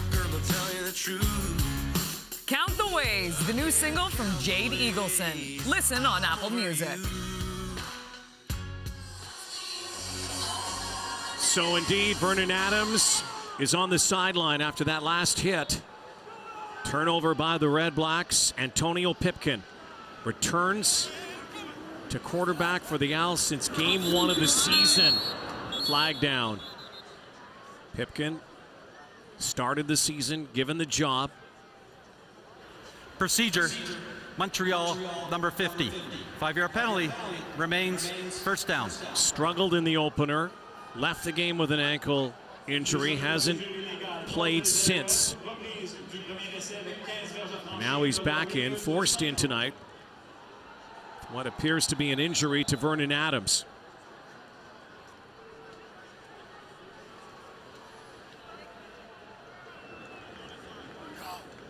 Well, these two guys battled for the starting position through training camp. Once again, Pipkin. Slant, quick hitter, far side. Pipkin earned the job, starting job coming out of training camp. You know, there are some similarities certainly between the skill sets of Pipkin and Adams, particularly in terms of mobility. Pipkin is a full runner. I've suggested before, it reminds me a little bit of Michael Bishop when he kind of attacks the edge on the sprint out. And his arm does too. Yeah. He has got a wicked arm. Throwing this one out, lunging out. Malcolm Carter saying in. Yeah, bobbled this one as he hit the ground. And he's not arguing. So 2 and out after that turnover. No damage done. Yeah, this would have been a big first down, getting into Ottawa territory for the Alouettes. That little bobble. You could see the ball took a bit of a roll on the turf as it slid forward. 2 returners back, both guarding the corners. Yeah. Want to catch the ball rather than letting him get it bounced out for field position. Man of the night. Here he goes again. Straight arm, and Devontae Dedmon continues to add to his numbers tonight. Moving closer to what could be a CFL record in yardage return. Another 29 added there. And that'll move him within 34 of the team record set by Deontay Spencer at 363.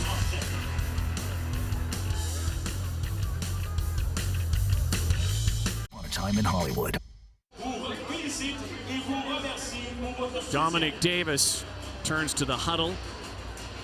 Tie ball game, 5 minutes to go, third quarter. And like last night in Regina and in Toronto, 2 teams that are going at it, could come down to the wire as we saw last night. Davis started the season with 2 wins, but last 2 games 0-2. Jonathan Jennings also came in. Jennings a spectator tonight, helping out with the play calls on the sideline. Former BC Lion. Had some struggles in his 2 starts. Still kind of finding his way with his new team. I tell you, Vernon Adams is still in the Montreal locker room. They're trying to get a report after taking that hit from J.R. Tavai. No call on the play. A very quick hitter. Patrick Levels lives up to his last name. Caleb Hawley dusted his first catch. Yeah, once again, Levels. Great job fighting off the block of Noel Thomas to come up and make a play, but you know, they injected new life into this defense with what they did in free agency in the offseason. Levels, Deontay Evans. Fumble. Still loose. And Enoch Muamba has it. Now Muamba has the ball. Was Davis down? Looks like the Redblacks are retreating to their bench, and another turnover. Yeah, and I'd like to take another look at this because you would have thought that Dominique Davis was down. No whistle. but they'll review because it is a turnover. That's the call on the field. So see, this time the snap got back. He just mishandled it. Looked like he had it, but maybe because we can't see on the other side, he clearly didn't have solid possession of it.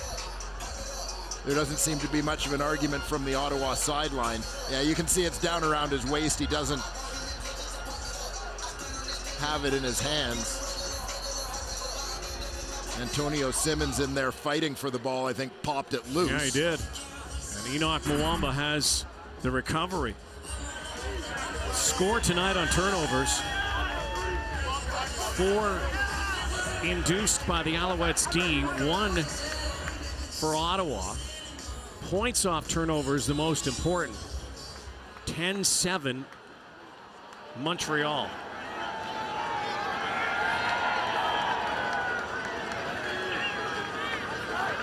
+3 on turnovers and points. +3 on turnovers. Pipkin's in trouble. Now scampers out. Has to throw it maybe. No, he's going down. He does throw it. And completes it. All right. What's next? I think he's just looking for a throwaway to try and get it in the direction of a receiver. I mean, he was horizontal when he threw this football. Yep, the circus must be in town tonight, folks. We've seen it all.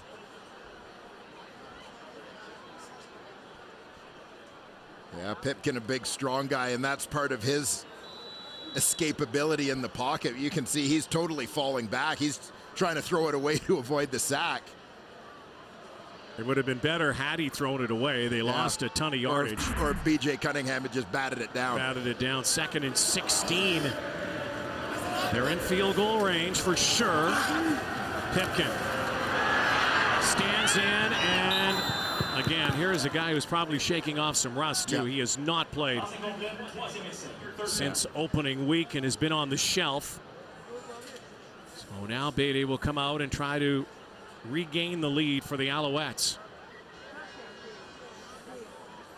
This field goal will be from the 45-yard line.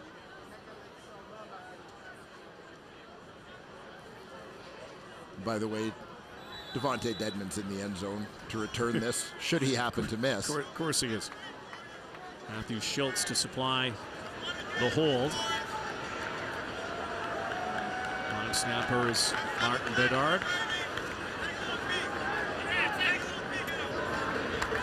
Beatty, no miss here.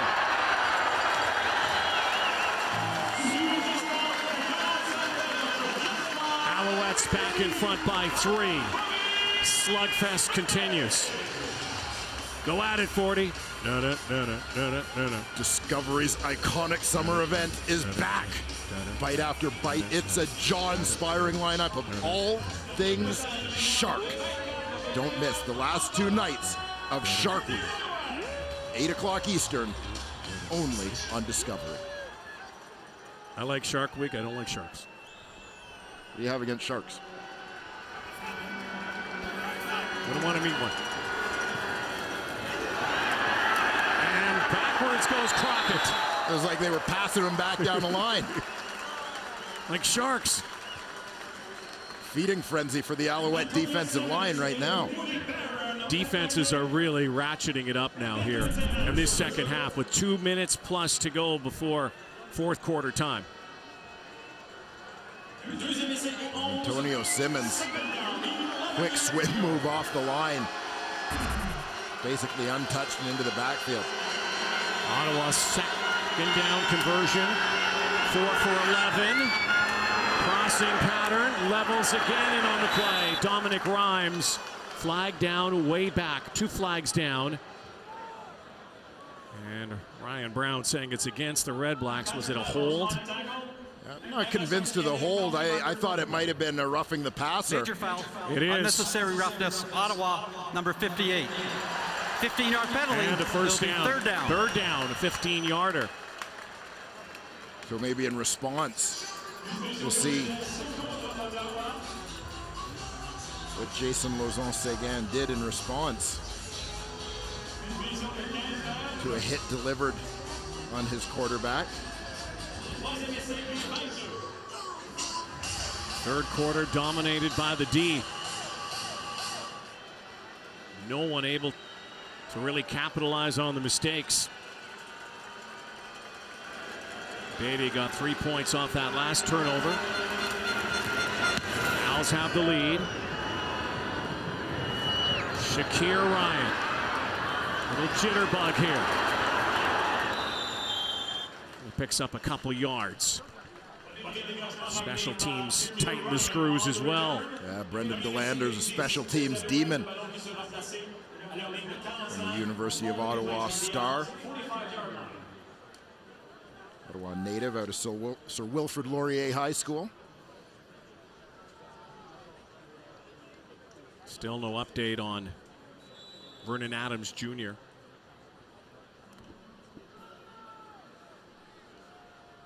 You just hope for that young quarterback, especially with the way he had been playing and the success he had brought the Owls. Now, looks like this is Antonio Pipkin's game to close.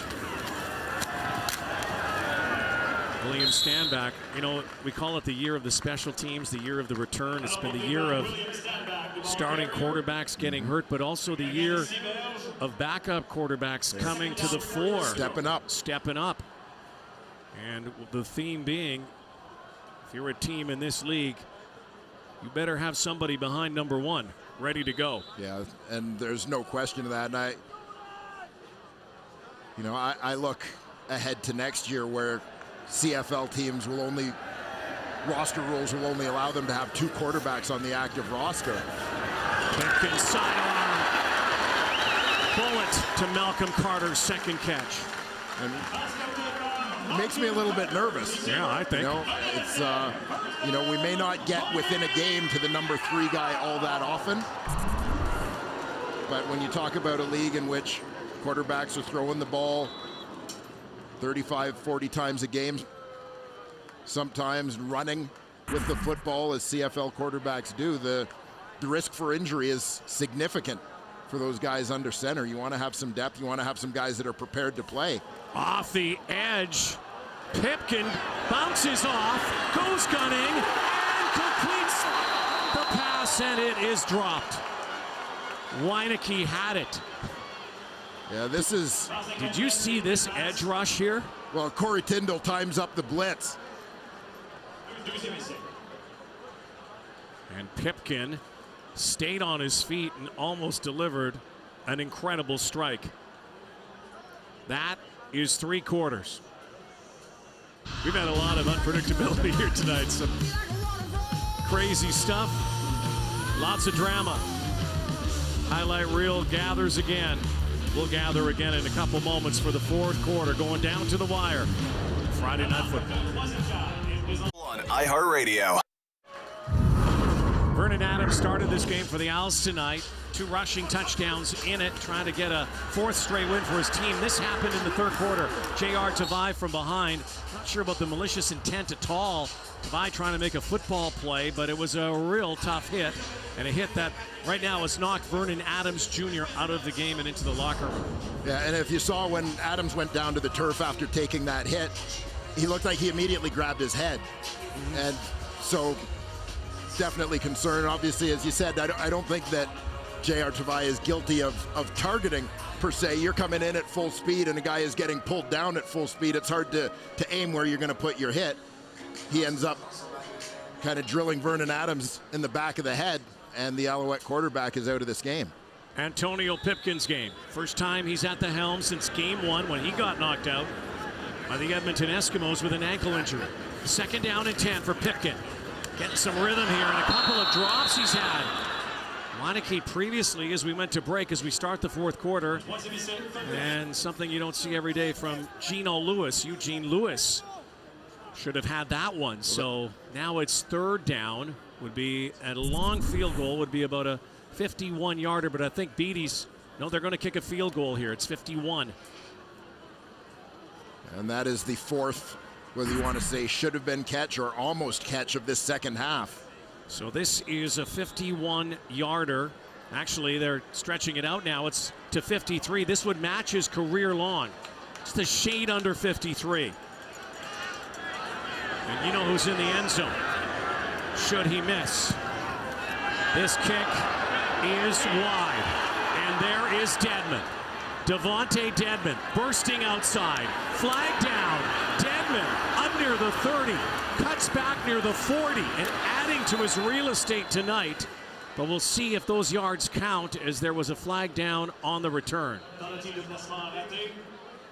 Every time this guy touches the ball, something good happens for Ottawa.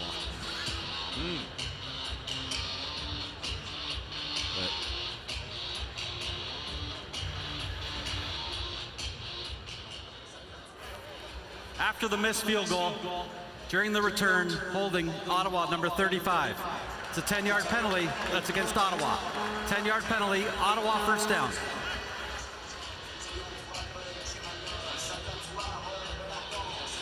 Beatty with the miss. A few more return yards for Dedmon.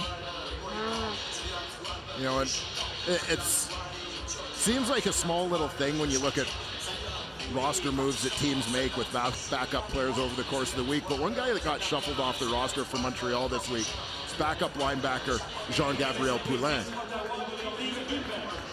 This ball's going all the way back to the 1-yard line, just beyond the 1-yard line. So significant early fourth quarter series here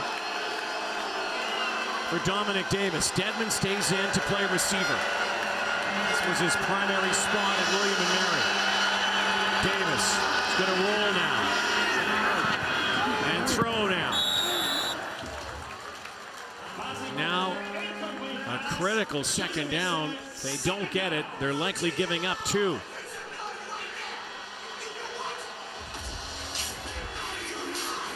Tough spot.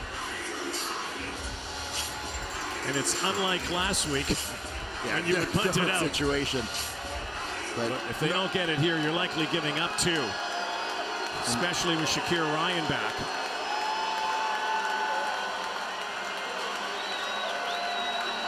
Ottawa has not done well on first down in this second half. They need a second down conversion. They put it in the hands of Crockett. Enoch Mwamba. Big stop. You know, Enoch Mwamba had a time in his career where he battled some injuries, bounced around a little bit before landing in Montreal last year. A lot of people maybe weren't sure how much he had left. I think he's played some of his best football the last 2 years. It's been outstanding. Former first-round pick, first overall, St. FX. Richie Leone, he's got a big foot, leading punter in the Canadian Football League. Will he launch? Will he give up 2? He's launching. It's a line drive kick to Ryan. And instant field position for Antonio Pipkin and the Owls. And you wonder if the decision also was made based on the fact that no offense is really doing anything right now. Yeah, I think people may immediately look and think that Rick Campbell is thinking about last week and, you know, should I have or should I not have? Rick Campbell doesn't think that way. He's coached long enough in this league that he's making these decisions on an individual basis and what the flow of this game is. Well, his defense has stepped up. Led by Ellis, Clausen, Wakefield, and Tavai, that front 4. Will be coming at Pipkin once more. First and 10, Pipkin with time, far side. Hanging on is Lewis this time with a first down.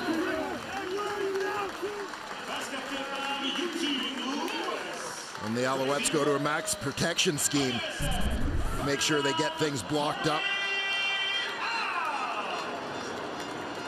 One receiver out to the wide side is Lewis. You had 8 guys stay in that protection scheme to get things blocked up and ensure Antonio Pipkin wasn't going to be pressured.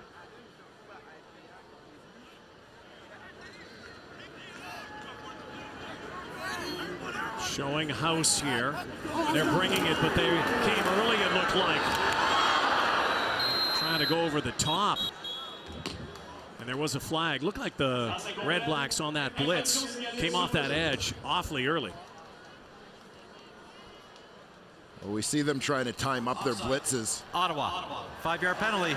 Repeat, first down. 1st and 5. More manageable. This time it's your Will linebacker, Avery Williams, second man in there.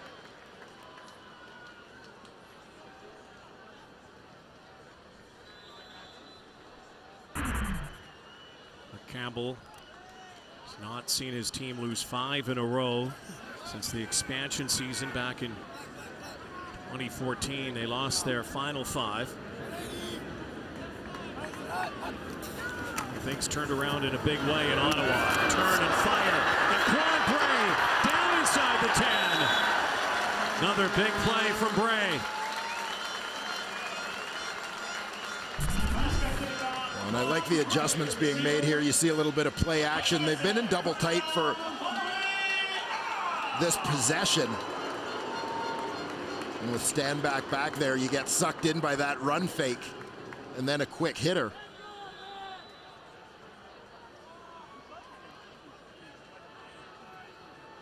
Close to being a horse collar on that play, but no call.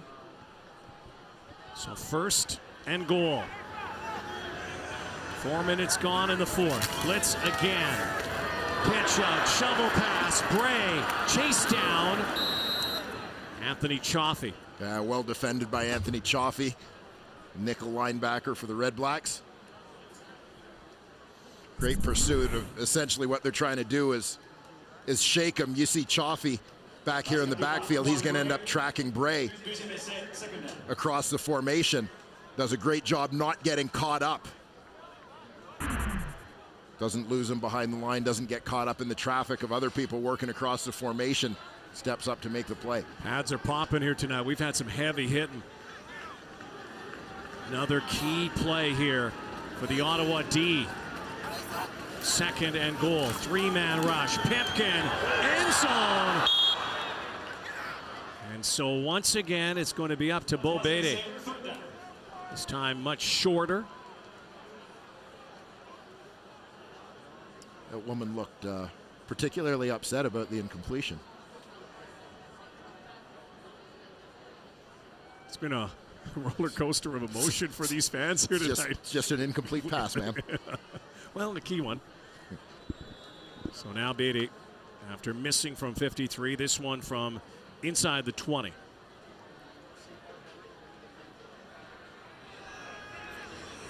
Lots of time left still. Owls now move ahead by 6, 27-21.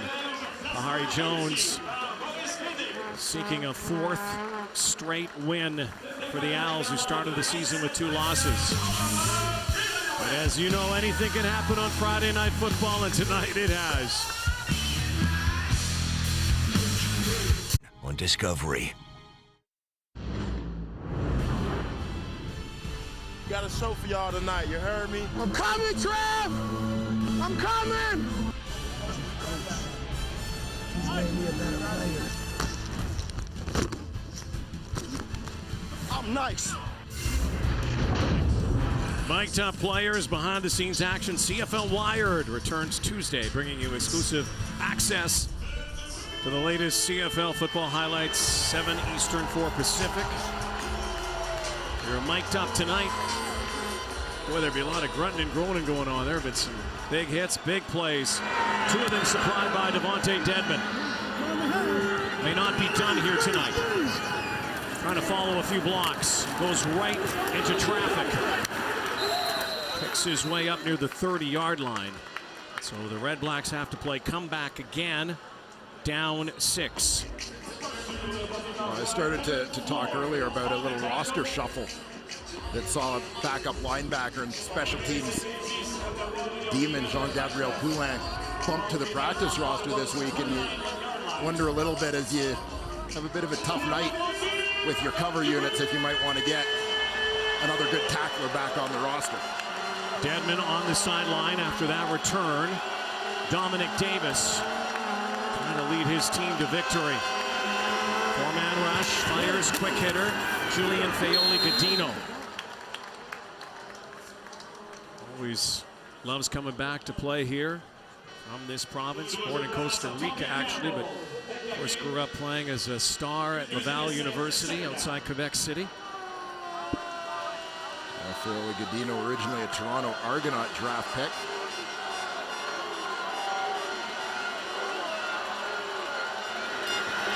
Davis looking one way then the other. There's the first down on 2nd and 4. Threading the needle. Second first down of the second half. Dominic Rhymes catching. Taylor Loeffler hitting. You know they have the heat index in the summer? We're going to have the hit index. There are some heavy hitters in this game tonight. There certainly are. From Loeffler to Aki.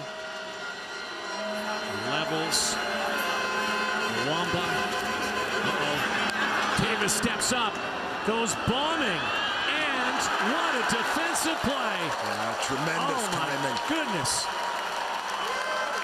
Greg Reed at the last moment took away one of the biggest plays of the night.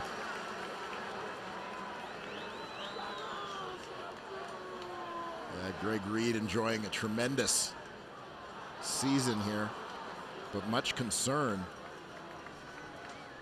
There is a player down here, and knees are down too. 2 players are down, as a matter of fact. And we will go to break and come back here in Montreal with the Owls up 27-21 and injuries on the field. Hotel Trivago. Well, a couple of injuries on this play. Keep an eye on the matchup. Antonio Simmons, Jason Lauzon-Seguin. They're the 2 injured players. What you're going to see happen. Simmons beats him clean around the edge. John Bowman comes around the other edge. The 2 defensive ends collide. It looked like Lauzon-Seguin, after he kind of whiffed on the block and went down awkwardly. Not sure whether it's a wrist or shoulder. Keep an eye on the number 2 receiver going down just inside the numbers here. And Greg Reed, the halfback, picks him up. Beautifully timed jump. Taking it away from Caleb Hawley, and there's another big completion for Dominic Davis. Back to Dominic Rhymes. The Dominiques combined again. Big first down into Montreal territory. Well, they were looking for a nickname for this quarterback receiver battery earlier in the year after a big game. I kind of like the Legion of Dom Legion of Dom, I like. The Domination. Right now they're trying to play comeback. Davis to Noel Thomas.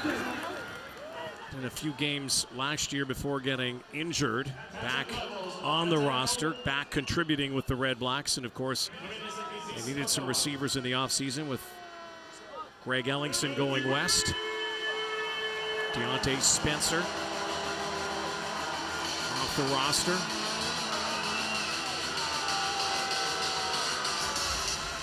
First and 10 from the 41, midway through the 4th. Last team with the ball tonight might win this thing. Here comes a blitz off the edge. Crockett. Fabian Foote swallows him up.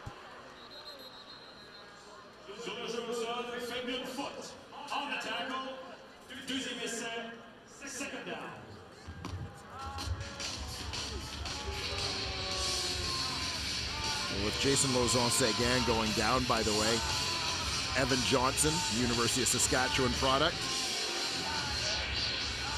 Go to Campbell Collegiate in Regina. He makes the shift from left guard to right tackle. Alex Fontana, Ottawa's first-round pick this year, comes in at guard. Davis again. Oh, just missing Sinopoli on 2nd down. It'll be 3rd down. Got to go for the points here. They'll bring out Lewis Ward. His first field goal attempt of the night. This is going to come inside the 50-yard line. Around the 47. Lewis Ward. What has he done? Well, 64 in a row. All-time pro football record. 16 of 16 on the season. We'll spot this. It looks like the kick will come from the 46. Trying to make it 65. Kick is up, and it is good, of course. Of course. Can't miss, kid. Just keeps hitting. 65 in a row, 22 in a row, 40 plus and beyond. Key, though, his team within 3. And he likely might be called upon again tonight on Friday Night Football.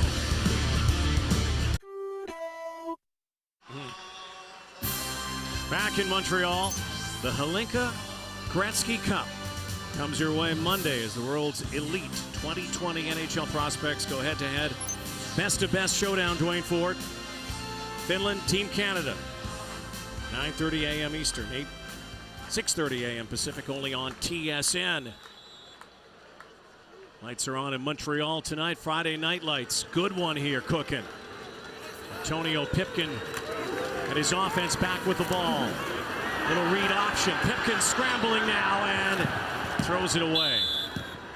A lot on the line here tonight. Two teams coming in, going in opposite directions. One trying to carry some momentum after a bye. The other trying to get some momentum back. Well, and certainly it's been a great battle.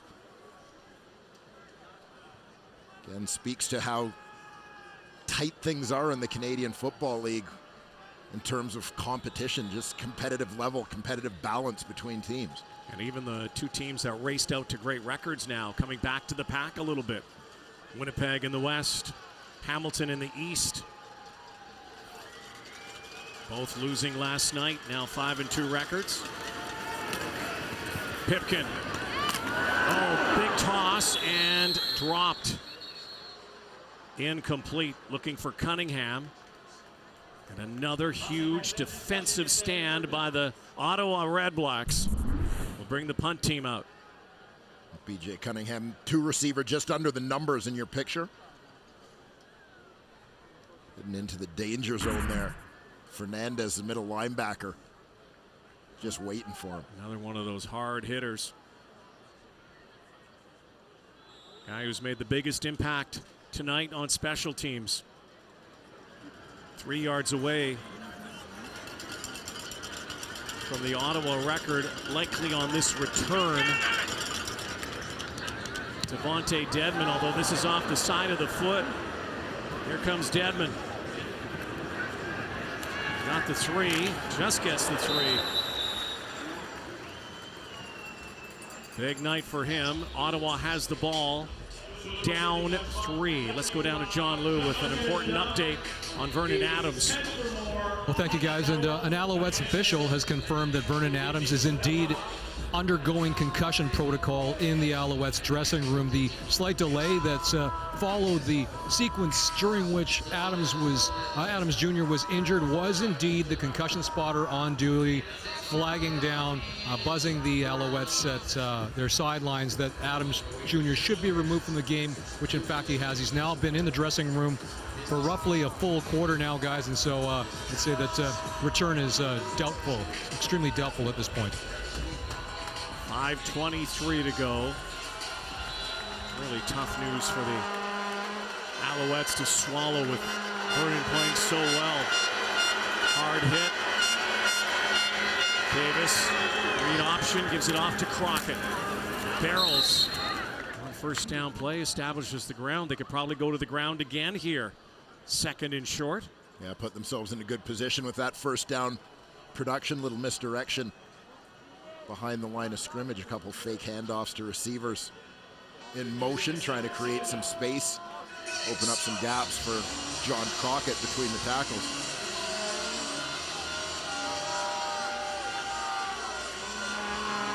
Second down and 2.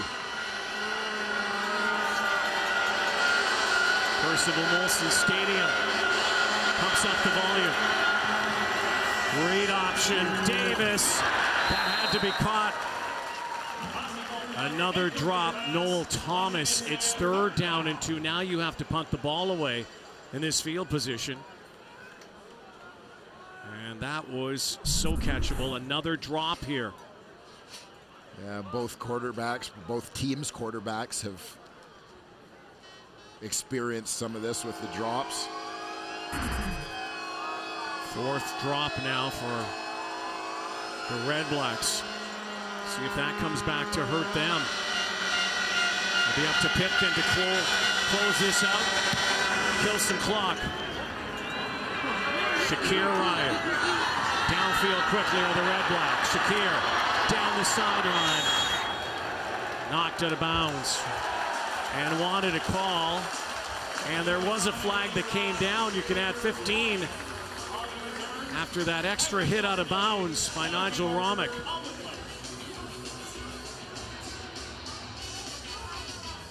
This does not help the Redblacks' cause. Unnecessary roughness, Ottawa number 47.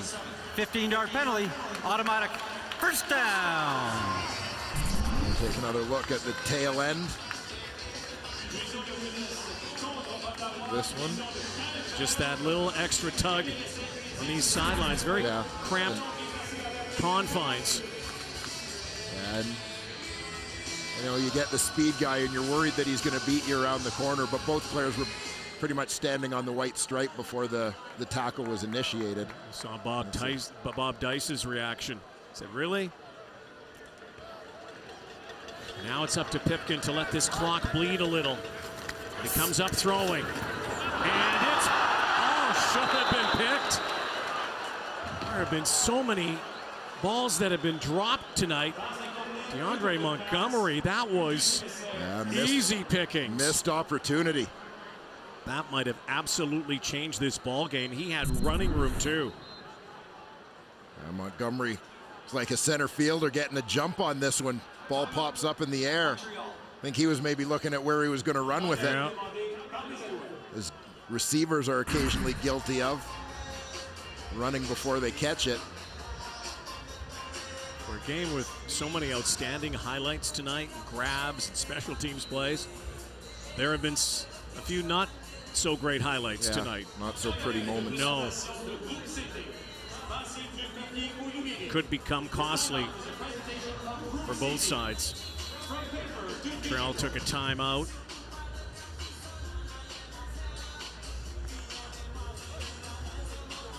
Second down.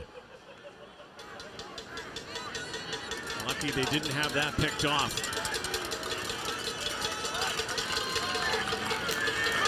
Pipkin stands in. Gray hit right at the first down marker. See what the spot is. It might be 3rd and inches here, maybe a half foot. Yeah, to eyeball it. Definitely less than a yard. So 3rd down. Keep in mind, Antonio Pipkin has a good running guy. He's not been behind center since week 1. So he'll handle the rock here on 3rd down.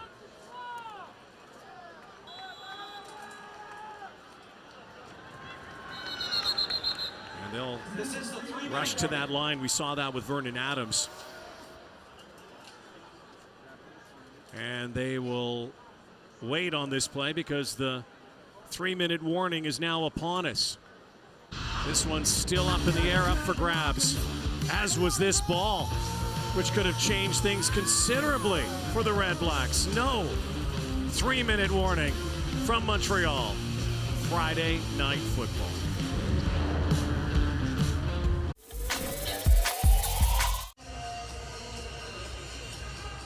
Kahari Jones, Rick Campbell.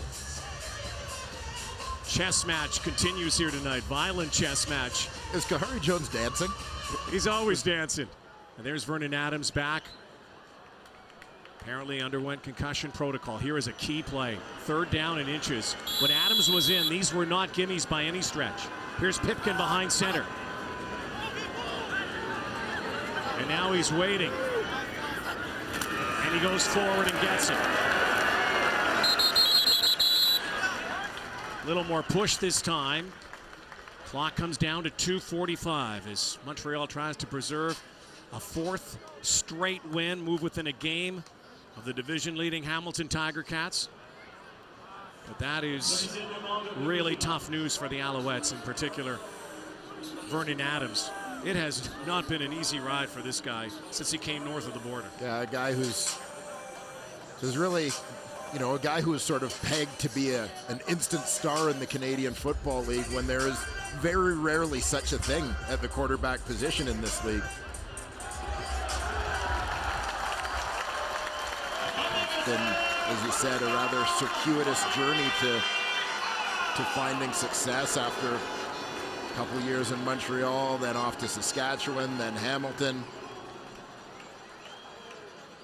And finally back to Montreal before really getting a chance to start a string of games, and even that took an injury to Antonio Pipkin to open the door. The great irony of it all is in Hamilton was the 3rd guy in the Johnny Manziel drama that was there. Manziel comes to Montreal.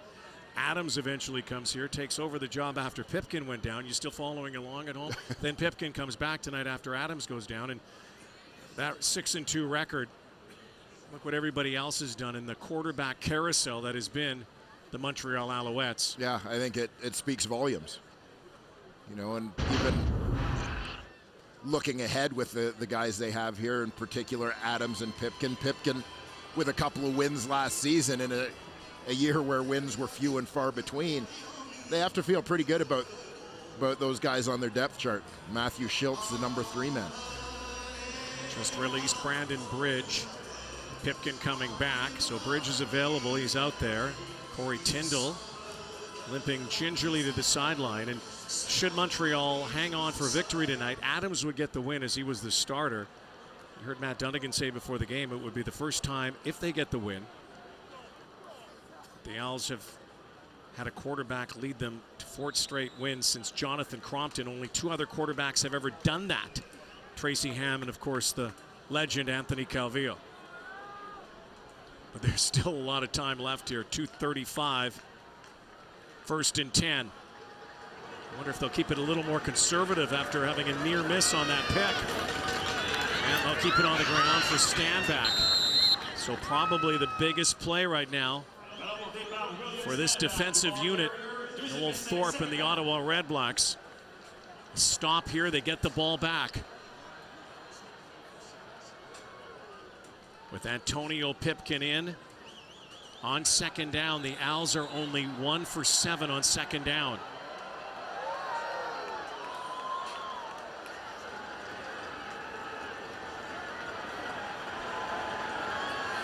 Second and 8. Much for them to try and time the blitz. Pipkin looks, pumps, looks again, down he goes. And a huge play by the Ottawa Redblacks. Their defense has come to play here since that first quarter. Avery Ellis, key sack. And now the Redblacks will get the ball back. And Devontae Dedmon will go back as well. Yeah, all kinds of pressure here from the Ottawa Redblacks. Keep an eye. Avery Ellis is the guy who eventually gets there, coming from the backside as Pipkin moves to his left. But Ettore Latanzio in Pipkin's face, getting a hand up, forcing him to pull it back down as he tried to set up to throw. That allowed time for Ellis to get around the horn and make a play. This is what you love about the CFL and how the points all work out. Think about that single point on the kickoff, how important that is now. Earlier by Boris Bede. That point gives them a 3-point cushion right now. Devontae Dedmon just heard from the special teams unit, coaching staff. Has already scored 2 touchdowns on returns tonight. No one in CFL history has scored 3. Yeah, he's really slumping in the second half, though. Yes, he is. And how important is this kick right now from Boris Bede? And now Kahari Jones is looking to use this challenge flag. Looks like.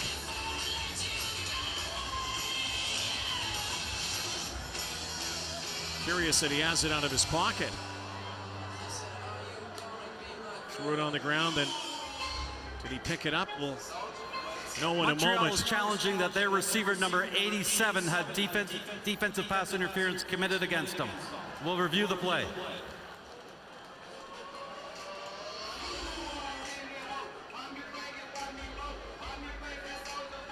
So Kahari Jones looking to use his flag, and it might be a good challenge. Yeah, looking for a reprieve. You know, remember we talked, Eugene Lewis is at the top of your screen, first receiver. Have to give them 5 yards, remember, before a jam. Looked like about 3.5, almost 4.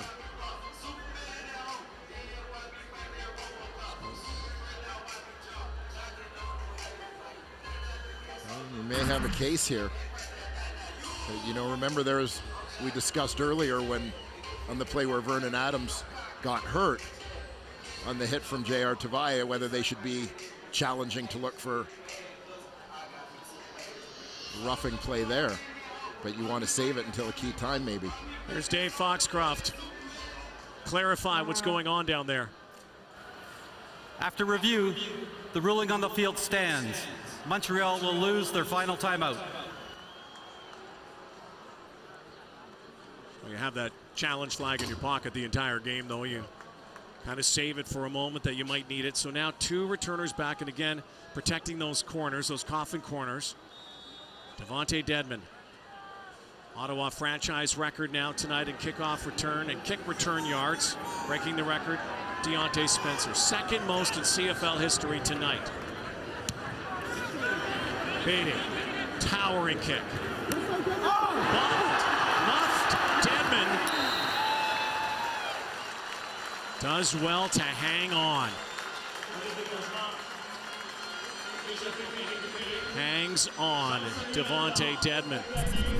Now a long field for Dominic Davis and the Redblacks. Yeah, a place where they really could have used a big one to put them in position. Not that Dedmon hasn't done more than his share tonight, but a tough break there for the Ottawa Redblacks return men. Big play to hang on to the football. So now, 1:51 to go. Trying to get it in field goal position at best. There's Caleb Hawley. Hawley ducks one and another up near the 40, and quickly, only 9 seconds taken off the clock. They march closer to field goal range, and you know Lewis Ward has been automatic for 2 seasons now. A nice job on the cut block by John Crockett as the cut forces the defender, Bo Lacumbo, to drop his hands, get his arms out of the pass lane. Noel Thomas snares one close to a first down. Looks like they're going to mark it right at the marker, and they will move the chains, or will they? Yes, they will. Another 10-second play.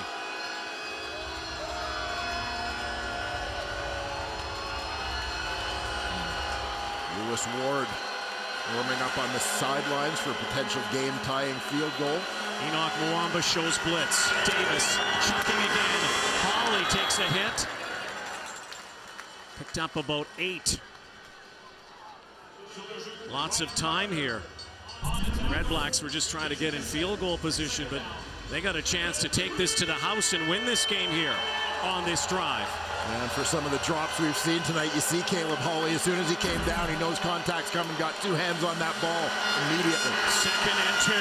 Crockett has 2. A little bit more. First down again at the 45 now. If you don't get any further, it's about a 52-yard field goal. 1:02 to go. That can be an eternity in the Canadian Football League. A very effective job done by the Ottawa offense to this point on this drive. Seem to be better when they're in no huddle and lots of rhythm. Hawley again. Hawley's been quiet all night until this 4th quarter. Clock's at 47. It'll be 2nd and 3. Dominic Davis, Dwayne, 4 of 4 on this drive. Lewis warms. Would be a 45-yarder from here. Crockett again, up the middle. Great cut. Great play, down to 37. So now Offensively, do you play it a little conservatively, or do you go for the end zone, take a couple of shots and go for the win? Forget the tie. Gotta think win here. 34 seconds. Davis going for the win. End zone. Julian Fioli-Gadino can't get it. Tommy Campbell. Huge defensive play. Yeah, Campbell in good position. Running with the Ottawa receiver. Hometown boy almost spoiled the party. And you talk about going for the win or playing conservative. As you said, go for the win. If you don't get there, you can settle for the tie. Go to overtime. OT. Yeah. You got to be careful with this clock, though. 2nd and 10. Try to get a first down here. Noel Thomas won't. And that will bring out Lewis Ward. It'll be 3rd down. And overtime lurks. Will the streak continue? 65 in a row for one of the smallest players in the league, one of the tiniest kickers in the history of the game, who's got a huge leg and has been clutch. They picked up about 6 yards on that last play. You kind of weigh that against trying to center up the ball for the field goal attempt as they're kicking now from the hash. So, 29 yards from OT. Lewis Ward, the streak continues. 66 in a row. Has not missed since his first game as a rookie kicker last year. Last year's Rookie of the Year, Special Teams Player of the Year, automatic. And we're 2 seconds away. And it's also all about that, the battery. People don't talk much about the holder, his buddy Richie Leone. And you know, they're working with a new long snapper as well last couple of weeks. Yeah, Mike Benson, former BC Lion, coming in as Louis-Philippe Bourassa serves a suspension. There's Mike, the longtime veteran holder, comes in, and now we're headed to overtime. Why not? That's the kind of game it's been. It certainly has. You know, the most disappointing part of overtime, though, is there's no kickoff. Yeah. Devontae Right. Dedmon's It's and Shakir Ryan as well, supplying much of the excitement tonight. No kickoffs, no punts. Well, there's a field goal miss, though. Yeah. Go the other way.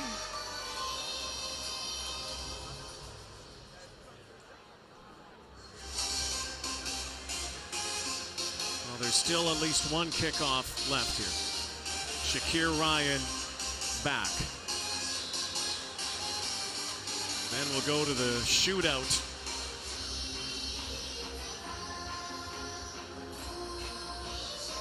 (27-27) Friday Night Football.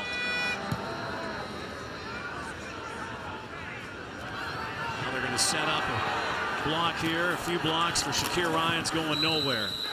We know where we're going. We're going to overtime.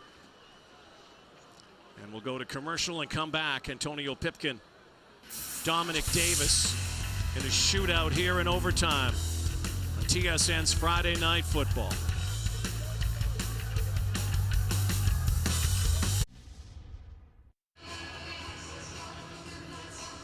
Sometimes the most important play in overtime is this one, the coin flip. Yeah, absolutely. Deciding who's going first. Generally considered an advantage to go second, so you know whether you need a touchdown or if you can settle for a field goal. We'll play a maximum 2 mini games, 40. Have to go for a 2-point convert. That rule added the last couple of seasons. And whoever wins the mini game. Again, you just might have one mini game depending on what happens. Now, we talked with Ottawa and Calgary playing last week. Those two teams had played the only last 2 tie games in the CFL since, I believe, since 2010.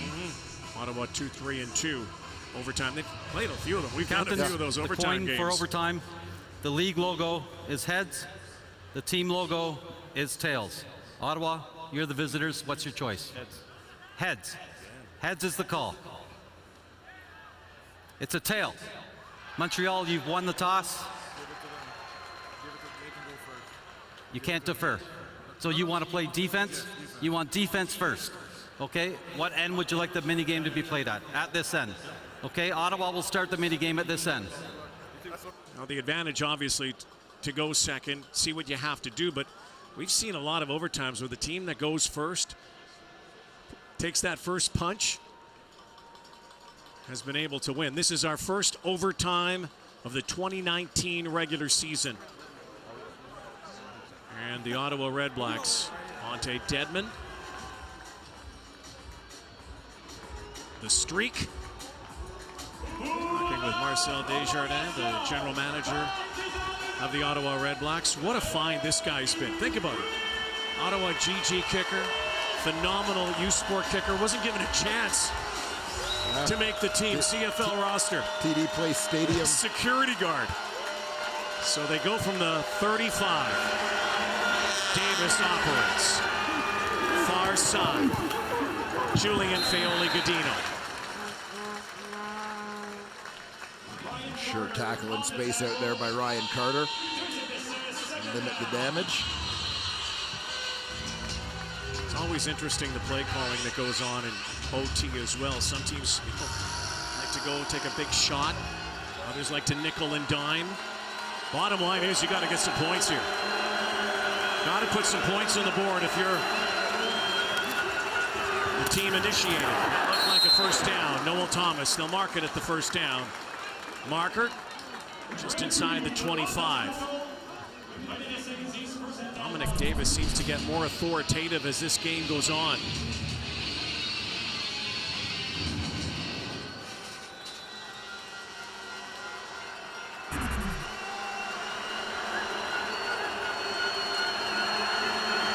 One thing you can't do is turn it over when you're first up. Julian Feoli-Godino didn't know where he was going there for a moment. Slant patterns to Sinopoli. You would think he would be the safety valve, particularly in this time, in overtime. Yeah, a guy you want to lean on for sure. Caleb Hawley was big, though, in Ottawa's final drive to set up the tying field goal. Second down and 2. Crockett in the backfield. Dominic Davis 8 for his last 9. Hands it off. Crockett. First down inside the 10. Now you really have to hold if you're Montreal's D. Yeah, Ottawa has come out here kind of fired up after finishing the game with some momentum. There's nothing but a touchdown on their minds right now. First team up here in the shootout in overtime tonight. Crockett. Hit hard, knocked down, throwing down. Big down here. Enoch Mwamba, another hit tonight. Yeah, good matchup here. Mwamba, number 10, shuffling, tracking the running back. Squares up and makes that form tackle. Second and goal. Davis at the goal line. Sinopoli wanted a call, incomplete. Crowd erupts. It's third down. Third and goal. That's Lewis Ward's time now. It looked like there was a brief discussion over on that Ottawa sideline of whether to go all in and go for the touchdown there, but they send out the field goal team. So now a chip shot for the lead. Chance to extend the streak to 67. Lewis Ward isn't even thinking about the streak. He's thinking about putting it right through the uprights. He does. Redblacks score first. Now Montreal must match or do better. Well, this game is over.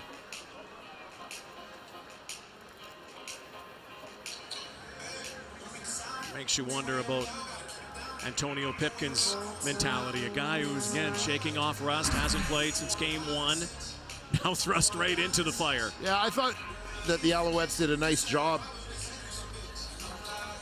You know, a couple series in particular where they seemed to, in terms of formation and play call, do things to allow him to settle in a little bit. You know, going max protection, going with plays that he could get the ball out of his hands quickly. They're going to spread things out here. Their traditional 5-receiver set.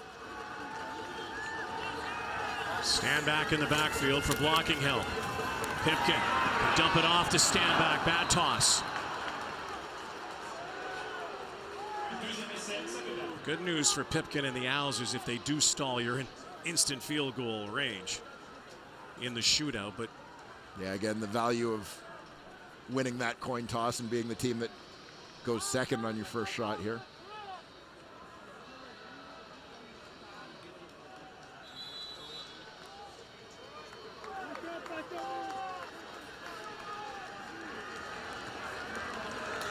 Second and 10. Here in OT, got to get to the 25. 4-man rush. Pipkin. Crossing pattern. They're going to be short. Stand back. Fumbled. Game over. Whistle on the play. They will look at this before they celebrate. The Ottawa Redblacks may have just ended their losing streak. Was stand back down. Well, if you call it a turnover on the field, it's being reviewed. We'll know right here. Crossing pattern. I'm not sure. I think it was a fumble. I think so too. DeAndre Montgomery with the football and likely the closer here. And the Alouettes, who had a 6-point lead late. Yeah, that's a fumble. Definitely out. That's a fumble. That's game. Fernandez had the strip, pulled that ball out of there. That's the game. That's a win for the Ottawa Redblacks. Long time coming, losing 4 straight.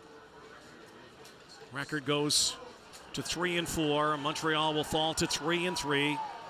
Really don't have to confirm anything now. This will be confirmed shortly. Dave Foxcroft will give us the confirmation here. Redblacks will head home, likely with a W, here tonight in Montreal. After review, the ruling on the field stands. Fumble, recovered by Ottawa. The game is over. 7th straight road win here for the Redblacks in Montreal. Can't wait for November 1st. They'll be back at it again, and that will be the rubber match. Could mean a lot. The Alouettes, their 3-game win streak ends. They lose the game in OT. They lose their quarterback in this game, and we'll be monitoring the progress of Vernon Adams before their next game against Saskatchewan next week. The Redblacks are off to Edmonton. Wild one tonight here, 40. Here is our Nissan Titan player of the game. Well, and he's the guy that scored all of Ottawa's first half points to keep them in the game as the offense took a while to get going. Kickoff return touchdown, punt return touchdown. An Ottawa franchise record for most kick return yards in a game. Second most all time with 377. Our Nissan Titan player of the game. Pinball Clements. Devontae Dedman. Outstanding performance from him tonight. And one of the highlights of the season, certainly that kick. They'll be talking about that return for a long time. Now the return of the Redblacks to the win column tonight. Lewis Ward keeps his streak going.